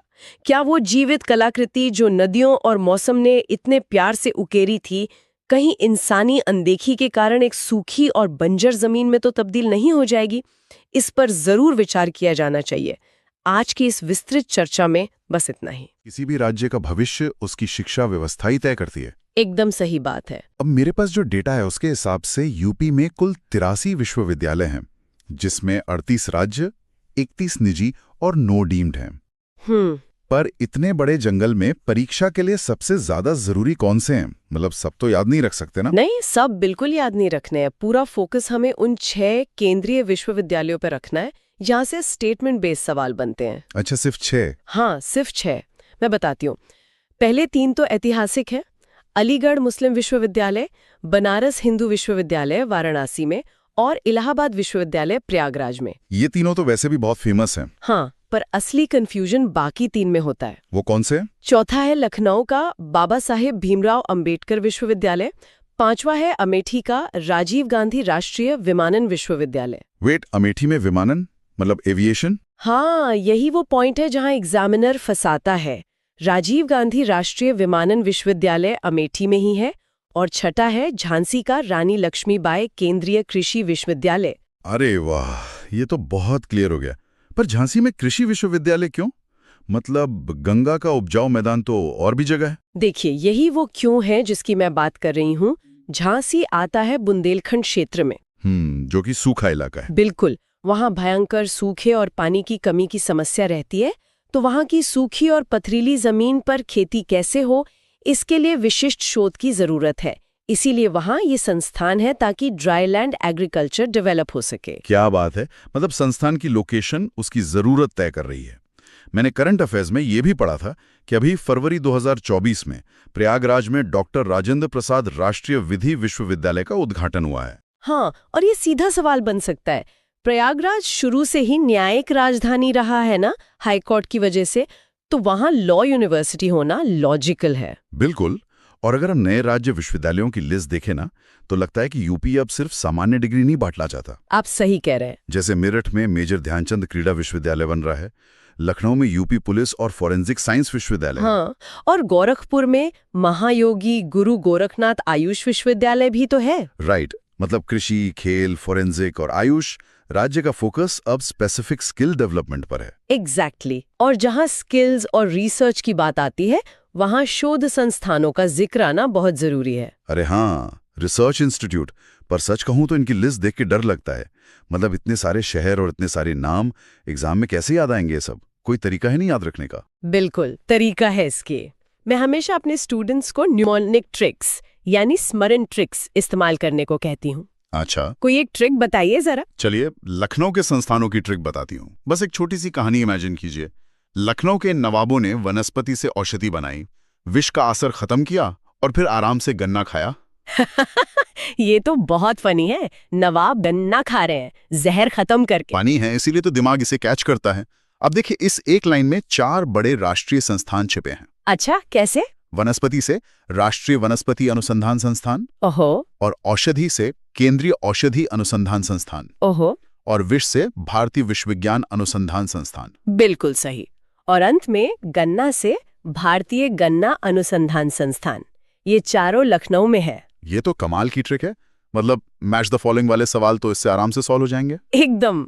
ऐसे ही बरेली के इज्जत नगर के लिए भी एक ट्रिक है। वो क्या है? इज्जत नगर में पशु और पक्षी दोनों की इज्जत होती है। ओके, तो इसका मतलब वहाँ पशु और पक्षी से जुड़े संस्थान हैं। हाँ, भारतीय पशु चिकित्सा अनुसंधान संस्थान और केंद्रीय पक्षी अनुसंधान संस्थान दोनों इज्जत नगर बरेली में है। ये बहुत बढ़िया तरीका है चीजों को दिमाग में बिठाने का। कानपुर में भी तो कुछ प्रमुख संस्थान है ना? कानपुर हमेशा से व्यापारिक केंद्र रहा है, तो वहाँ राष्ट्रीय शर्करा यानी चीनी संस्थान है और साथ ही भारतीय दलहन अनुसंधान संस्थान भी वहीं है। दाल और चीनी दोनों कानपुर में, सही है। और झांसी का तो आपने बता ही दिया था कि वहाँ सूखे की वजह से चारागाह एवं चारा अनुसंधान है। हाँ, और झांसी में ही कृषि वानिकी यानी एग्रो फॉरेस्ट्री संस्थान भी है। इसके अलावा वाराणसी में हथकरघा प्रौद्योगिकी और सब्जी अनुसंधान है। वाराणसी में सब्जी? हाँ, क्योंकि वो गंगा के किनारे का उपजाऊ इलाका है। समझ गया।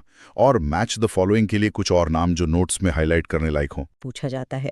मथुरा का केंद्रीय बकरी अनुसंधान भी जरूरी है। और अगर हम आधुनिक अर्थव्यवस्था की तरफ देखें तो नोएडा बहुत महत्वपूर्ण है। नोएडा में तो कॉर्पोरेट हब है ना? बिल्कुल, इसलिए वहाँ वीवी गिरी नेशनल लेबर इंस्टीट्यूट और निस्पड स्थित हैं, श्रम और उद्यमिता के लिए। तो मतलब अब हम शिक्षा और रिसर्च से आगे बढ़कर इंडस्ट्रीज की तरफ जा रहे हैं। ये एकदम ऐसा है जैसे कोई पुराना स्मार्टफोन हो और उसमें नया हार्डवेयर और सॉफ्टवेयर डालकर उसे स्मार्ट बनाया जा रहा हो। ये बहुत अच्छी एनालॉजी है। यूपी अपने पुराने इंफ्रास्ट्रक्चर को सच में अपग्रेड कर रहा है। हाँ, जैसे ये जो डिफेंस कॉरिडोर बन रहा है, ये भी तो एक बहुत बड़ा अपग्रेड है ना? बहुत बड़ा। रक्षा औद्योगिक गलियारे के 6 प्रमुख नोड हैं: अलीगढ़, आगरा, झांसी, चित्रकूट, कानपुर और लखनऊ। इनमें से कई शहरों में तो अंग्रेजों के जमाने से ही ऑर्डिनेंस फैक्ट्रियां हैं। एग्जैक्टली। उसी पुराने बेस को अब मॉडर्न डिफेंस पार्क में बदला जा रहा है। एक जगह जहां अक्सर बहुत कंफ्यूजन होता है वो है लेदर इंडस्ट्री। हाँ, आगरा और कानपुर वाला कंफ्यूजन। बिल्कुल, दोनों जगह चमड़े का काम होता है। तो एग्जाम में अगर पूछा जाए तो क्या टिक करना है? देखिए, इसे बहुत ध्यान से सुनिए। अगर सवाल सिर्फ लेदर पार्क का है तो जवाब आगरा होगा। ओके, आगरा में लेदर पार्क। लेकिन अगर मेगा लेदर पार्क या टेक्सटाइल और होजरी पार्क पूछा जाए तो वो कानपुर में है। ये बहुत बारीक अंतर है, लेदर पार्क आगरा और मेगा लेदर पार्क कानपुर। बिल्कुल। और इसके अलावा भविष्य के शहरों की बात करें तो लखनऊ अब एआई सिटी बन रहा है। और कानपुर को शायद साइबर सिटी डेवलप किया जा रहा है। हाँ, और औरैया जिले के दिब्यापुर में प्लास्टिक सिटी बन रही है। ग्रेटर नोएडा में तो पूरी की पूरी टॉय सिटी और फिल्म सिटी प्रस्तावित है। मतलब ये तो सीधे सीधे पारंपरिक कृषि से निकल के चौथी औद्योगिक क्रांति में छलांग लगाने की बात होगी। अगर कोई ये कहे कि उत्तर प्रदेश की जीवन रेखा मानी जाने वाली कई नदियां किसी पहाड़ या किसी बर्फीली चोटी से नहीं निकलती, बल्कि सीधे समतल जमीन के बीच से पैदा होती हैं, तो शायद इस बात पर यकीन करना थोड़ा मुश्किल लगे। हाँ, मतलब आमतौर पर नदियों को लेकर हमारी जो एक सोच बनी हुई है वो यही है कि पानी ढलान से ही नीचे आता है। बिल्कुल, किसी भी राज्य के नक्शे को देखने पर उसमें बनी नीली रेखाएं बहुत ही सरल लगती हैं, जैसे पानी बस ऊपर से नीचे बह रहा हो। ये सिर्फ पानी का रास्ता नहीं है, बल्कि इस पूरे राज्य का भूगोल और इतिहास तय करने वाला एक पूरा ढांचा है। और आज हमारा मिशन इसी विशाल और जटिल नेटवर्क की इंजीनियरिंग को समझना है। तो जब हम उत्तर प्रदेश के इस वाटर सिस्टम को गहराई से देखते हैं तो सबसे पहली चौंकाने वाली बात क्या सामने आती है? सबसे बड़ी बात यह है कि ये सिस्टम सिर्फ एक जगह से नियंत्रित नहीं होता। ये एक बेहद जटिल और जीवित प्रणाली है जो बहुत ही बारीक संतुलन पर टिकी है। हाँ, और ये संतुलन शुरू होता है उद्गम स्थलों से। मतलब स्रोत को पढ़ते हुए सबसे पहली बात जो मुझे हैरान करती वो ये है कि एक ही राज्य में नदियां तीन बिल्कुल अलग अलग भौगोलिक स्रोतों से जन्म ले रही हैं। बिल्कुल, और यही इस राज्य की खासियत है। जैसे पहला स्रोत तो हम सबको पता है, हिमालय की बर्फीली चोटियां, जहां से गंगा, यमुना, रामगंगा, घाघरा, गंडक और राप्ती जैसी नदियां निकलती हैं। फिर एक दूसरा स्रोत है प्रायद्वीपीय पठार, यानी दक्षिण का वो चट्टानी इलाका जहां से चंबल, बेतवा, केन और सोन आ रही हैं। हाँ, टोन्स और रिहंद भी उसी इलाके से आती हैं। बिल्कुल, लेकिन जो तीसरी श्रेणी है ना, वो मुझे सबसे ज्यादा उलझाती है। मैदानी भाग से निकलने वाली नदियां। हाँ, मैदानी नदियां जैसे गोमती, वरुणा, सई या ईशन, मतलब 1 मिनट के लिए यहीं रुकते हैं। बिना किसी पहाड़ के समतल मैदान से नदी कैसे फूट सकती है? इसका विज्ञान क्या है? यहीं पर जमीन के नीचे का भूगोल अपना असली खेल दिखाता है। देखिए, हिमालय नदियां तो ग्लेशियर्स के पिघलने पर निर्भर है, ये समझना आसान है। हाँ, बर्फ पिघली और पानी बन गया। बिल्कुल, लेकिन मैदानी नदियां जैसे गोमती, ये मुख्य रूप से भूजल यानी जो ग्राउंड वाटर होता है उसके ओवरफ्लो का नतीजा होती हैं। अच्छा, ग्राउंड वाटर का ओवरफ्लो? हाँ, होता ये है कि मैदानी इलाकों में सालों तक बारिश का पानी जमीन के अंदर रिस कर एक विशाल जलभृत, जिसे हम एक्विफर कहते हैं, वो बना लेता है। समझ गया।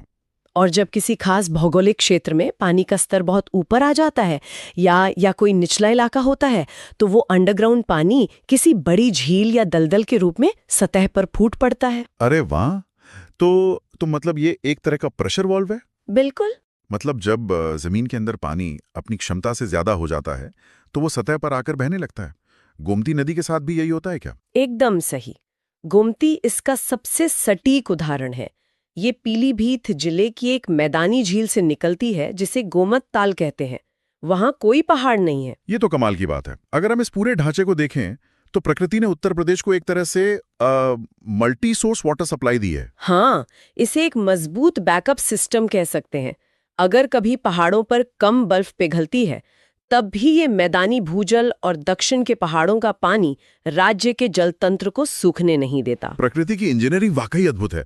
अच्छा, अब जब हम सबसे बड़े स्रोत यानी हिमालय की बात कर ही रहे हैं तो स्वाभाविक है कि हमारी चर्चा राज्य की सबसे प्रमुख नदी की ओर मुड़ेगी, मां गंगा। बिल्कुल। लेकिन स्रोत के दस्तावेज में गंगा के जन्म को लेकर जो बात लिखी है वो बहुत दिलचस्प है। मतलब गंगा सीधे गंगा के नाम से जन्म ही नहीं लेती है। हाँ, ये एक बहुत ही आम गलतफहमी है।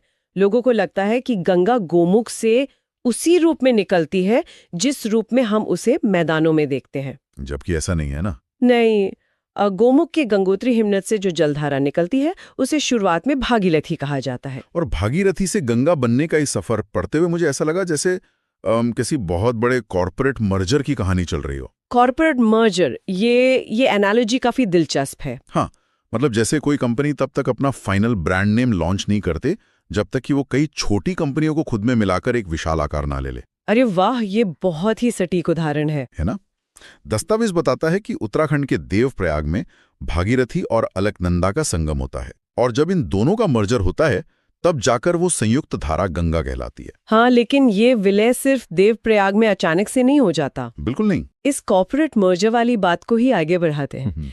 देवप्रयाग में जो फाइनल विलय होता है ना, उसके लिए अलकनंदा को पहले बहुत सारा कैपिटल यानी जल प्रवाह इकट्ठा करना पड़ता तो है। क्या हम अलकनंदा को एक होल्डिंग कंपनी मान सकते हैं? बिल्कुल मान सकते हैं। क्योंकि देवप्रयाग से पहले विष्णु प्रयाग आता है, जहां धौली गंगा नदी अपना सारा पानी अलकनंदा को सौंप देती है। हाँ। फिर आगे रुद्रप्रयाग में मंदाकिनी नदी आकर अलकनंदा से मिल जाती है।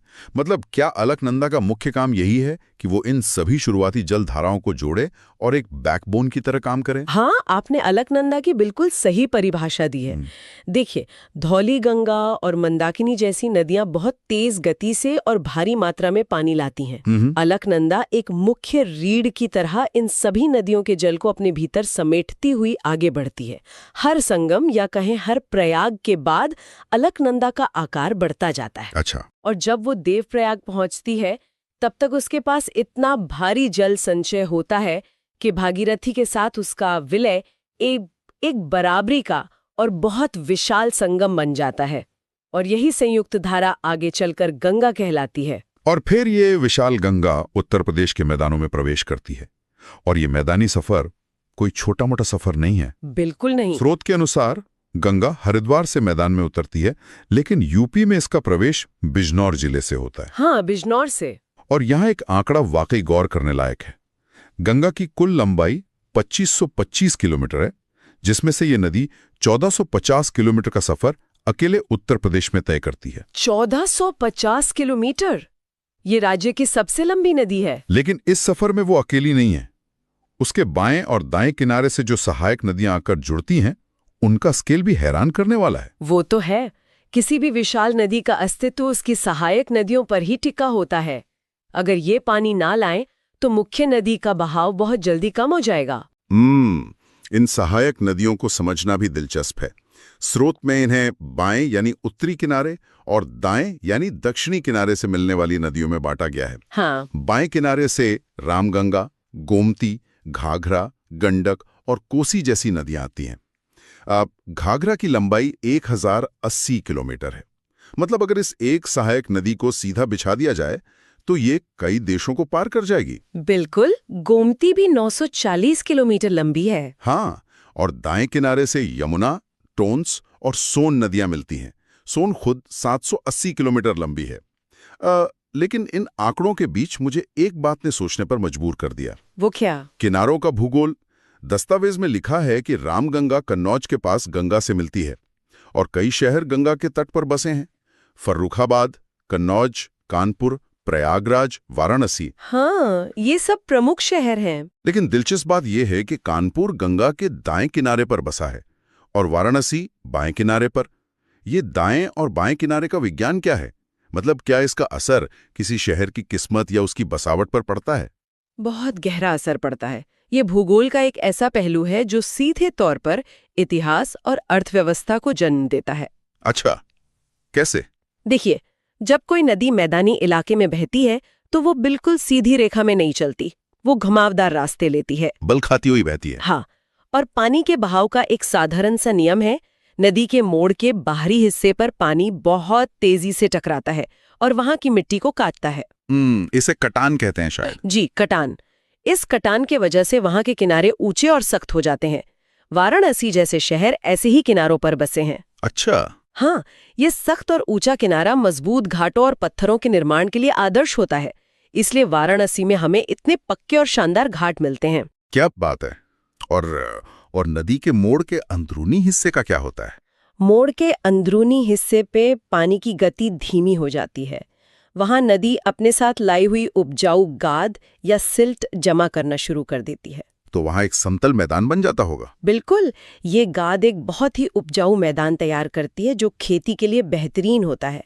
और जहाँ खेती अच्छी होती है वहाँ व्यापार बढ़ता है, बस्तियाँ फैलती हैं और अंततः वो जगह कानपुर जैसे एक बड़े औद्योगिक केंद्र में बदल जाती है। तो नदी का बायां या दायां किनारा सिर्फ एक लोकेशन नहीं है, वो ये तय कर रहा है कि कौन सा शहर एक धार्मिक केंद्र बनेगा और कौन सा एक औद्योगिक महाशक्ति। हाँ, नदियाँ अपने बहाव से ही सभ्यताओं का ब्लूप्रिंट तैयार कर देती हैं। ये वाकई अद्भुत है। अच्छा, अब गंगा की बात हो और उसकी सबसे बड़ी सहायक नदी यमुना का जिक्र ना हो, ऐसा तो हो नहीं सकता। यमुना तो दक्षिण के जलतंत्र की सबसे बड़ी जीवन रेखा है। बिल्कुल। स्रोत बताता है कि यमुना बंदरपूंछ के पश्चिमी ढाल पर यमुनोत्री हिमनद से निकलती है और 1384 किलोमीटर का सफर तय करके प्रयागराज में गंगा में समा जाती है। हाँ, लेकिन अगर आप इसके रास्ते को देखें तो ये सहारनपुर से शुरू होकर आगरा, मथुरा, इटावा, हमीरपुर, बांदा होते हुए एक बहुत लंबा चक्र पूरा करती है। और यमुना का महत्व सिर्फ इस बात में नहीं है कि वो गंगा में पानी डालती है, बल्कि इस बात में है कि वो पानी ला कहाँ से रही है। यही वो बिंदु है जहां यमुना की भूमिका सिर्फ एक सहायक नदी से कहीं ज्यादा बड़ी नजर आती है। स्रोत को पढ़ते हुए मैंने देखा कि इटावा के पास यमुना में 965 किलोमीटर लंबी चंबल नदी आकर मिलती है। जी। आगे हमीरपुर के निकट 590 किलोमीटर लंबी बेतवा नदी इसमें जुड़ती है और बांदा में 427 किलोमीटर लंबी केन नदी भी अपना पानी यमुना को सौंप देती है। बिल्कुल। चंबल, बेतवा, केन, ये सब विशाल नदियां हैं। तो मुझे यमुना एक सहायक नदी कम और एक विशाल कलेक्टर या संग्राहक ज्यादा लगती है। ये बहुत ही शानदार नजरिया है। यमुना वाकई एक कलेक्टर है जिसका मुख्य काम है पूरे दक्षिण के प्रायद्वीपीय पठार का पानी इकट्ठा करना और उसे सुरक्षित रूप से गंगा तक पहुंचाना। हाँ, और हिमालयी नदियों की तुलना में इन पठारी नदियों की प्रकृति बहुत अलग होती है। हिमालयी नदियाँ शांत और स्थिर होती हैं क्योंकि उन्हें ग्लेशियर से लगातार पानी मिलता रहता है। हाँ, उनमें तो साल भर पानी रहता है। लेकिन चंबल, बेतवा और केन जैसी पठारी नदियाँ पूरी तरह से बारिश पर निर्भर होती हैं। ये ऊबड़ खाबड़ चट्टानी रास्तों से गुजरती हैं। तो मानसून में इनका क्या हाल होता है? मानसून के समय इनमें अचानक बाढ़ आती है। पानी का बहाव बहुत ही रौद्र और हिंसक हो जाता है। एक तरह से ये नदियां बहुत ही वोलेटाइल या अस्थिर स्वभाव की हैं। बिल्कुल। और यहीं पर यमुना एक शॉक एब्जॉर्बर की तरह काम करती है। अच्छा, शॉक एब्जॉर्बर। हाँ, वो चंबल, बेतवा और केन के इस अस्थिर और हिंसक जल प्रवाह को अपने विशाल पेटे में समेट लेती है। उस उग्र पानी को एक दिशा देती है और उसे शांत करके प्रयागराज तक ले जाती है। मतलब अगर यमुना ना हो तो पठारी क्षेत्रों का ये सारा पानी मैदानी इलाकों में भारी तबाही मचा सकता है। बिल्कुल मचा सकता है। ये प्रकृति का अपना जल प्रबंधन है। क्या बात है। तो ये उत्तर प्रदेश में एक बेहद वृहद चाप, मतलब एक विशाल आर्क बनाती है ना? हाँ, एक बहुत बड़ा कर्व। मथुरा, वृंदावन, आगरा से लेकर इटावा, कालपी, हमीरपुर और कौशाम्बी तक के जो प्रमुख शहर हैं वो इसी के किनारे बसे हैं। लेकिन स्रोत सामग्री पढ़ते हुए ना मुझे सबसे ज्यादा उलझन शारदा और घाघरा नदियों के सफर को देखकर हुई। अच्छा, उलझन क्यों? मतलब इनका रास्ता और इनके नाम दोनों इतनी बार बदलते हैं कि कोई भी चकरा जाए। ये बात तो है। हिमालय से निकलने वाली नदियों का चरित्र ना बहुत नाटकीय होता है। इनका नाम बदलना सिर्फ एक संयोग नहीं है, इसके पीछे पूरा एक भौगोलिक और सांस्कृतिक विज्ञान काम करता है। जैसे शारदा नदी की ही बात करें, इसका उद्गम कुमाऊं हिमालय के मिलाम ग्लेशियर से होता है। दिलचस्प बात यह है कि शुरुआत में इसे काली गंगा या गोरी गंगा कहा जाता है। और फिर ये पीलीभीत और नेपाल की सीमा तय करती हुई जब ब्रह्मदेव के पास मैदानों में आती है, तब जाकर इसका नाम शारदा पड़ता है। और इसकी सबसे अजीब बात इसका बहाव है। हाँ, वो टेढ़ा मेढ़ा रास्ता। बिल्कुल, ये एकदम सांप की तरह टेढ़े मेढ़े मार्ग से बहती है। अंत में ये बहराम घाट के पास घाघरा नदी से मिल जाती है। लेकिन मैं ये सोच रहा था कि पहाड़ों में इसे काली गंगा क्यों कहते हैं? क्या पानी सच में काला होता है? अगर हम इसे बड़े परिदृश्य से जोड़कर देखें ना, तो पाएंगे कि नदियां जब दुर्गम पहाड़ों से निकलती हैं तो वे बेहद गहरी और संकरी खाइयों से होकर गुजरती हैं, जिन्हें हम गॉर्जेस कहते हैं। गहरी खाइयां। हाँ, तो सूरज की रोशनी उन गहरी खाइयों के तल तक ठीक से पहुंच ही नहीं पाती, और पत्थरों की छाया और पानी की गहराई के कारण ना पानी का रंग ऊपर से देखने पर एकदम गहरा या काला प्रतीत होता है। अरे वाह, तो ये सिर्फ एक ऑप्टिकल इल्यूजन है? बिल्कुल, इसीलिए स्थानीय लोग इसे काली गंगा पुकारने लगते हैं। लेकिन जब वही नदी मैदानों में प्रवेश करती है तो उसका पाट चौड़ा हो जाता है, बहाव शांत होता है, और तब पानी उजला और साफ दिखने लगता होगा। एकदम सही। तब संस्कृति और स्थानीय भाषा उस पर अपना रंग चढ़ा देती है और वो शारदा बन जाती है। ये बहुत ही तार्किक है। मतलब ये सिर्फ भूगोल नहीं है। और यही बात घाघरा नदी पर भी लागू होती है ना? हाँ, घाघरा का सफर भी बहुत दिलचस्प है। ये नदी तिब्बत के मापचंगो हिमनत से निकलती है और इसका परिवार, मतलब इसकी सहायक नदियां बहुत बड़ा है। कर्णाली, शिख, टीला, सेटी, बेरी, राप्ती और छोटी गंडक जैसी ढेरों नदियां इसमें मिलती हैं। एक बहुत बड़ा नेटवर्क है इसका। और फिर 1080 किलोमीटर्स की लंबी यात्रा के बाद ये बिहार के छपरा में गंगा से मिल जाती है। हाँ, स्रोत में ये भी लिखा है कि राप्ती नदी जो नेपाल के रुकुमकोट से निकलती है, वो देवरिया के बरहज में घाघरा से मिलती है। हाँ, राप्ती की भी अपनी एक सहायक नदी है, रोहिणी। सही। लेकिन जो चीज सबसे ज्यादा ध्यान खींचती है वो ये है कि जब घाघरा अयोध्या से गुजरती है तो उसे सरयू के नाम से जाना जाता है। सही कहा आपने। और यहाँ ना भूगोल के ऊपर इतिहास और आस्था हावी हो जाती है। कैसे? मतलब अयोध्या में सरयू सिर्फ एक जलधारा नहीं रहती, वो एक पूरी सभ्यता का प्रतीक बन जाती है। ये दिखाता है कि एक ही नदी अपने भौतिक स्वरूप के कारण पहाड़ों में अलग पहचान रखती है और मैदानों में आकर लोगों की सांस्कृतिक पहचान का एक अभिन्न हिस्सा बन जाती है। हाँ, यहाँ से बात और भी ज्यादा दिलचस्प हो जाती है, क्योंकि अभी तक हमने हिमालय के ऊंचे ग्लेशियरों से आने वाली नदियों की बात की। लेकिन अगर हम थोड़ा दक्षिण की तरफ चलें तो नदियों का चरित्र एकदम बदल जाता है। चंबल नदी की कहानी तो मुझे भूगोल के किसी थ्रिलर उपन्यास जैसी लगी। बिल्कुल, चंबल का स्वभाव ही बहुत आक्रामक है। वो शांत और सीधी बहने वाली नदियों में से बिल्कुल भी नहीं है। हाँ, मध्य प्रदेश के महू में जानापाव पहाड़ी से ये निकलती है और काली सिंध, पार्वती और बनास इसकी सहायक नदियां हैं। सबसे खास बात यह है कि ये मध्य प्रदेश, राजस्थान और उत्तर प्रदेश तीनों राज्यों की प्राकृतिक सीमा भी बनाती है। एक बहुत बड़ा एरिया कवर करती है। और इस पर गांधी सागर, राणा प्रताप सागर और जवाहर सागर जैसे विशाल बांध भी हैं। अंत में इटावा के पास ये यमुना में मिल जाती है। लेकिन जिस चीज के लिए चंबल सबसे ज्यादा कुख्यात और मशहूर है ना, वो है इसका अवनालिका अपर्दन, जिसे हम अंग्रेजी में रेवाइन एरोजन कहते हैं। हाँ, रावाइन एरोजन। इसके कारण ही चंबल के वो खौफनाक बीहड़ बने हैं। लेकिन मेरा एक सवाल है, ये अपर्दन सिर्फ इसी इलाके में इतना भयानक क्यों है? मतलब बाकी नदियां ऐसे बीहड़ क्यों नहीं बनाती? ये एक बेहतरीन सवाल है। देखिए, बीहड़ों का निर्माण दरअसल मिट्टी की प्रकृति और पानी के प्रहार का एक वैज्ञानिक नतीजा है। अच्छा। हाँ, चंबल जिस इलाके से बहती है ना, वहाँ की मिट्टी बहुत भुरभुरी और ढीली है। वहाँ कोई घने जंगल या पेड़ों की गहरी जड़ें नहीं हैं जो मिट्टी को बांध कर रख सकें। तो जब तेज बारिश होती है? बिल्कुल, जब मॉनसून में अचानक बहुत तेज बारिश होती है या नदी में फ्लैश फ्लड आता है, तो पानी एक समतल चादर की तरह बहने के बजाय उस ढीली मिट्टी को चाकू की तरह गहरी खाइयों में काट देता है। बाप रे। और हर बारिश के साथ ये खाइयां और गहरी होती जाती हैं और एक भूल भुलैया का रूप ले लेती हैं।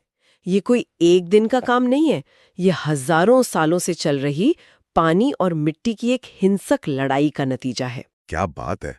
मतलब ये सिर्फ पानी का बहाव नहीं, धरती पर उकेरी गई एक प्राकृतिक वास्तुकला है। बिल्कुल सही शब्द इस्तेमाल किया आपने। इसी तरह की एक और महत्वपूर्ण नदी है बेतवा। मध्य प्रदेश के रायसेन जिले के कुमरा गांव से निकलकर ये उत्तर प्रदेश के झांसी और औरैया जालौन से होते हुए हमीरपुर के पास यमुना में मिल जाती है। इस पर बने राजघाट बांध के जलाशय को रानी लक्ष्मीबाई सागर कहा जाता है। लेकिन मुझे जो सबसे खास लगा वो है इसका संस्कृत नाम वेत्रवती। हाँ, वेत्रवती नाम का उल्लेख महाभारत और पुराणों जैसे प्राचीन ग्रंथों में भी मिलता है। सच में? हाँ, ये इस बात का प्रमाण है कि ये नदी सहस्त्राब्दियों से बुंदेलखंड के इस सूखे और पठारी क्षेत्र की प्यास बुझाती आ रही है। इसका ऐतिहासिक महत्व ना इसके भौगोलिक वजूद जितना ही गहरा है। बहुत खूब। अब मैं एक और नदी की तरफ आपका ध्यान खींचना चाहूंगा, जिसके लिए मेरे दिमाग में एक एनालॉजी आ रही है। बताइए, कौन सी नदी? गोमती नदी। हिमालय की उन विशाल नदियों की तुलना में ना गोमती मुझे एकदम होम ग्रोन या देसी नदी की तरह लगती है। दिलचस्प तुलना है। ऐसा क्यों? क्योंकि यह किसी बड़े ग्लेशियर या पहाड़ से नहीं, बल्कि मैदानों की एक झील से जन्म लेती है और पूरी तरह राज्य के अंदर ही पलती बढ़ती है। ये तुलना बहुत सटीक है। गोमती का पूरा इकोसिस्टम ही मैदानी है। हाँ, यह उत्तर प्रदेश के पीलीभीत स्थित फुलहर झील से निकलती है, जिसे गोमल ताल भी कहते हैं। वहां से ये शाहजहांपुर, लखीमपुर खीरी, सीतापुर, लखनऊ, सुल्तानपुर और जौनपुर जैसे प्रमुख शहरों से बहती हुई गाजीपुर के पास गंगा में मिल जाती है। और इसकी सहायक नदियां भी बहुत सी हैं। हाँ, मैंने लिस्ट देखी। गचाई, सई, जोमकाई, बरना, चूहा, सरयू जो कि एक छोटी धारा है, गिरी, कल्याणी और कथना। लेकिन मैं यहाँ थोड़ा कंफ्यूज्ड हूँ। क्या हुआ? देखिए, हिमालय की नदियां तो गर्मियों में बर्फ पिघलने से जिंदा रहती हैं। हाँ। गोमती के पास तो कोई ग्लेशियर है ही नहीं, तो फिर 45 डिग्री की भीषण गर्मी में ये नदी पूरी तरह सूख क्यों नहीं जाती? यहाँ सबसे दिलचस्प बात यह है कि गोमती जैसी नदियां सिर्फ उस पानी पर निर्भर नहीं है जो हमें सतह पर दिखता है। अच्छा, तो पानी आता कहाँ से? फुलहर झील महज एक शुरुआत नहीं है, वो दरअसल जमीन के नीचे मौजूद पानी, मतलब जो हमारा ग्राउंड वाटर टेबल है, उसके ऊपर आने का एक बिंदु है। ओहो, मतलब जमीन के नीचे का पानी नदी बना रहा है। बिल्कुल। गोमती और उसकी सहायक नदियां दरअसल अंडरग्राउंड एक्विफर्स से पानी खींचती हैं। ये एक बहुत ही धीमी और सतत प्रक्रिया है। इसीलिए जब तक जमीन के नीचे पानी सुरक्षित है ना, गोमती जैसी मैदानी नदियां बहती रहेंगी। ये एक बहुत ही नाजुक संतुलन है। और शायद इसीलिए अगर हम भूजल का अत्यधिक दोहन करेंगे तो सबसे पहले यही देसी नदियां मरेंगी। बिल्कुल सही। यह बहुत ही डरावना सच है।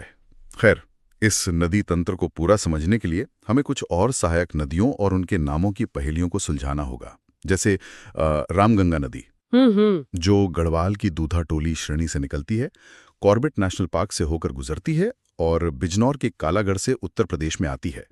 कॉर्बेट के जंगलों के लिए तो ये किसी अमृत से कम नहीं होगी। बिल्कुल, रामगंगा उस पूरे नेशनल पार्क के वन्य जीवों के लिए पीने के पानी का मुख्य स्रोत है। ये दिखाती है कि कैसे नदी सिर्फ इंसानों के लिए नहीं बल्कि पूरे जंगल के इकोसिस्टम को चलाती है। लेकिन स्रोत में ना एक ऐसी नदी का जिक्र है जिसने मुझे पूरी तरह उलझा दिया। टोन्स नदी, जिसे तमसा भी कहा जाता है। अच्छा, टोन्स नदी, इसमें क्या उलझन है? देखिए, ये मध्य प्रदेश की कैमूर श्रेणी में तमाकुंड से निकलती है। बेलन इसकी प्रमुख सहायक नदी है। इस पर कई जलप्रपात हैं और ये सिरसा प्रयागराज में गंगा से मिलती है। यहां तक तो ठीक है। लेकिन तथ्यसार में आगे लिखा है कि एक अन्य टोन्स नदी भी है जो उत्तराखंड के बंदरपूत से निकलती है और यमुना में मिलती है, पर वो उत्तर प्रदेश में नहीं बहती।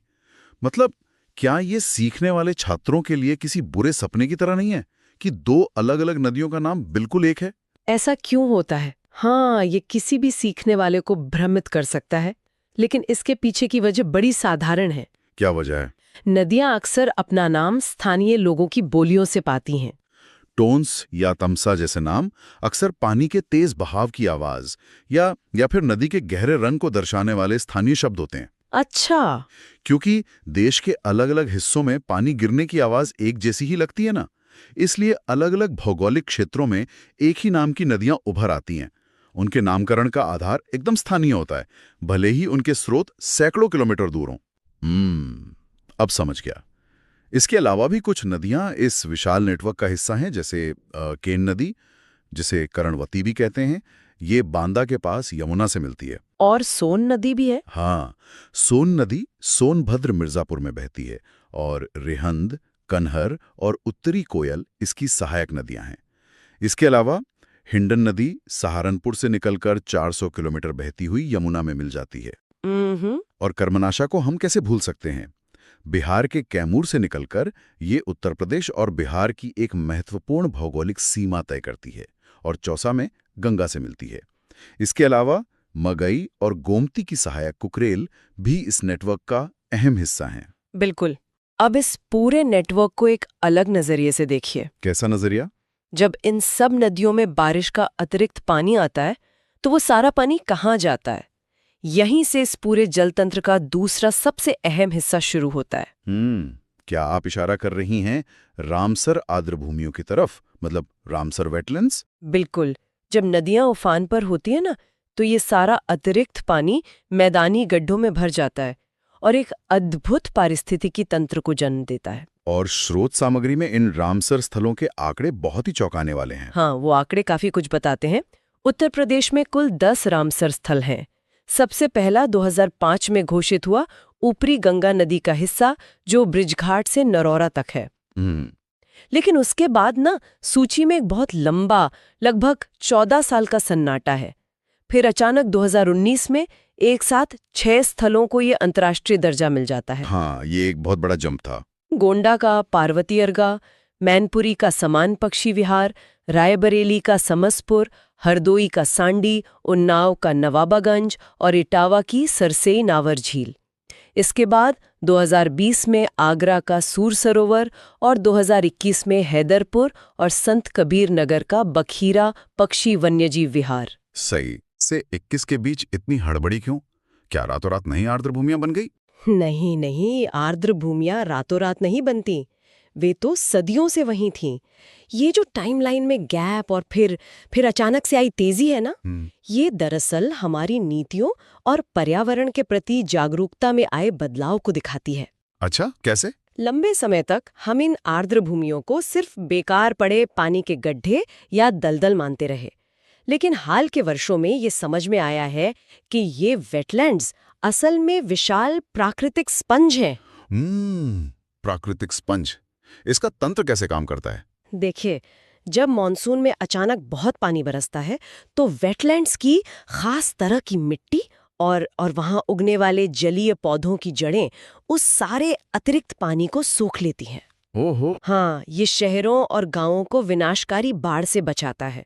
और फिर गर्मियों में जब पानी की भारी कमी होती है तो यही वेटलैंड्स धीरे धीरे पानी को वापस जमीन के नीचे रिसने देते हैं, जिससे हमारा ग्राउंड वाटर रिचार्ज होता है। क्या बात है, ये तो बहुत ही स्मार्ट सिस्टम है। बिल्कुल।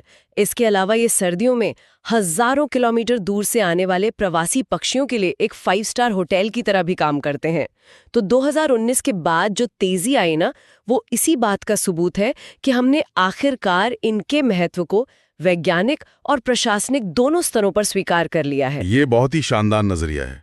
तो हमने नदियों का प्राकृतिक बहाव समझ लिया और ये भी देख लिया कि प्रकृति अतिरिक्त पानी को वेटलैंड्स के जरिए कैसे मैनेज करती है। अब बात करते हैं इंसानी दखल की, मतलब बांधों की बात। हाँ, उस तकनीक और इंफ्रास्ट्रक्चर की जिसके जरिए इंसान ने इन नदियों की प्रचंड ताकत को बांधने की कोशिश की है, यानी उत्तर प्रदेश के प्रमुख बांध। बिल्कुल। बांध केवल बिजली या सिंचाई के साधन नहीं है, वो इंसान की इंजीनियरिंग का नदियों के साथ एक सीधा संवाद है। लेकिन स्रोत की सूची को जब मैंने डिकोड किया ना, तो मुझे एक बहुत ही अजीब पैटर्न दिखाई दिया। कैसा पैटर्न? आइए मैं आपको कुछ बांधों के नाम और उनकी लोकेशन बताता हूँ। जैसे सोनभद्र जिले में रिहंद नदी पर विशाल गोविंद बल्लभ पंत सागर, जो पिपरी में है, और ओबरा बांध जो रॉबर्ट्सगंज में है। वहीं कन्हर नदी पर कन्हर बांध है। फिर आता है ललितपुर। ये जिला तो मुझे बांधों का हेडक्वार्टर लगता है। हाँ, वहाँ बहुत सारे बांध हैं। बिल्कुल। यहाँ बेतवा पर माताटीला और राजघाट बांध है। इसके अलावा जामनी, रोहिणी, शहजाद बांध, शहजाद नदी पर ही गोविंद सागर और सजनाम बांध भी ललितपुर में ही है। और सिर्फ ललितपुर ही नहीं, मिर्जापुर और झांसी में भी यही पैटर्न देखने को मिलता है। एकदम सही।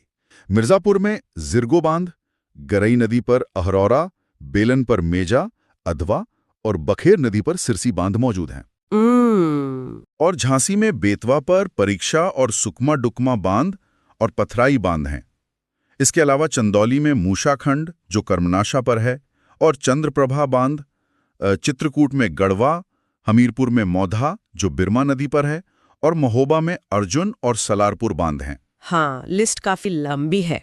तो मेरा सवाल ये है, और मुझे लगता है किसी भी सीखने वाले को सोचना चाहिए कि ये सारे बड़े बांध राज्य के दक्षिणी और दक्षिण पूर्वी हिस्से जैसे ललितपुर, झांसी, सोनभद्र, मिर्जापुर में ही क्यों सिकुड़े हुए हैं? ये एक बहुत ही लॉजिकल सवाल है ना? उत्तर प्रदेश का उत्तरी और मध्य हिस्सा जहां इतनी विशाल नदियां बहती हैं, वहां इतने बड़े बांध क्यों नहीं है? क्या ये सिर्फ एक प्रशासनिक संयोग है? यहाँ सबसे बड़ा आहा मोमेंट आता है। देखिए, ये कोई प्रशासनिक फैसला नहीं है। ये पूरी तरह से शुद्ध भूविज्ञान मतलब जियोलॉजी और इंजीनियरिंग की मजबूरी है। वो कैसे? क्या आधुनिक इंजीनियरिंग कहीं भी बांध नहीं बना सकती? नहीं, बिल्कुल नहीं बना सकती। जब आप एक विशाल बांध बनाते हैं ना, तो उस कंक्रीट की दीवार के पीछे करोड़ों अरबों लीटर पानी जमा होता है। बहुत भारी दबाव होता होगा। बिल्कुल। उस पानी का दबाव इतना भयानक होता है कि अगर बांध की नींव किसी बहुत कठोर चीज पर न रखी जाए तो पूरा का पूरा बांध ताश के पत्तों की तरह ढह जाएगा। बाप रे। और उत्तर प्रदेश का जो उत्तरी और मध्य हिस्सा है, जहां से गंगा, घाघरा और गोमती बहती हैं, वहां की जमीन हजारों सालों से नदियों द्वारा लाई गई नरम जलोढ़ मिट्टी से बनी है। अच्छा, एलुवियल सॉइल। हाँ, ये नरम मिट्टी एक विशाल बांध का वजन और पानी का दबाव सहने के लिए बिल्कुल भी उपयुक्त नहीं है। अच्छा, तो फिर दक्षिणी हिस्से में ऐसा क्या खास है? राज्य का जो दक्षिणी हिस्सा है, जैसे विंध्य और बुंदेलखंड का क्षेत्र, दरअसल प्राचीन और बेहद कठोर चट्टानों वाले पठार का हिस्सा है। ललितपुर, मिर्जापुर या सोनभद्र के नीचे ग्रेनाइट और बेसाल्ट जैसी मजबूत चट्टानें हैं। अरे वाह। यही पथरीला और पठारी भूगोल उन भारी भरकम बांधों को एक अजेय और प्राकृतिक नींव प्रदान करता है। इंसान की तकनीक चाहे कितनी भी आगे बढ़ जाए, उसे प्रकृति के बनाए इस नियम के आगे झुकना ही पड़ता है। इसीलिए सारे बड़े प्रोजेक्ट्स इसी पठारी इलाके में सफल हो पाए हैं। ये जानकारी तो सच में दिमाग की बत्ती जलाने वाली है। मतलब हम नदियों पर हुक्म तो चलाते हैं, लेकिन सिर्फ वही जहां जमीन हमें ऐसा करने की इजाजत देती है। एकदम सही सारांश निकाला आपने। तो आज के इस गहराई से किए गए विश्लेषण को समेटते हैं। आज हमने ये सीखा कि उत्तर प्रदेश का नक्शा सिर्फ राजनीतिक सीमाओं का खाका नहीं है, ये एक धड़कता हुआ एकदम जीवंत सिस्टम है।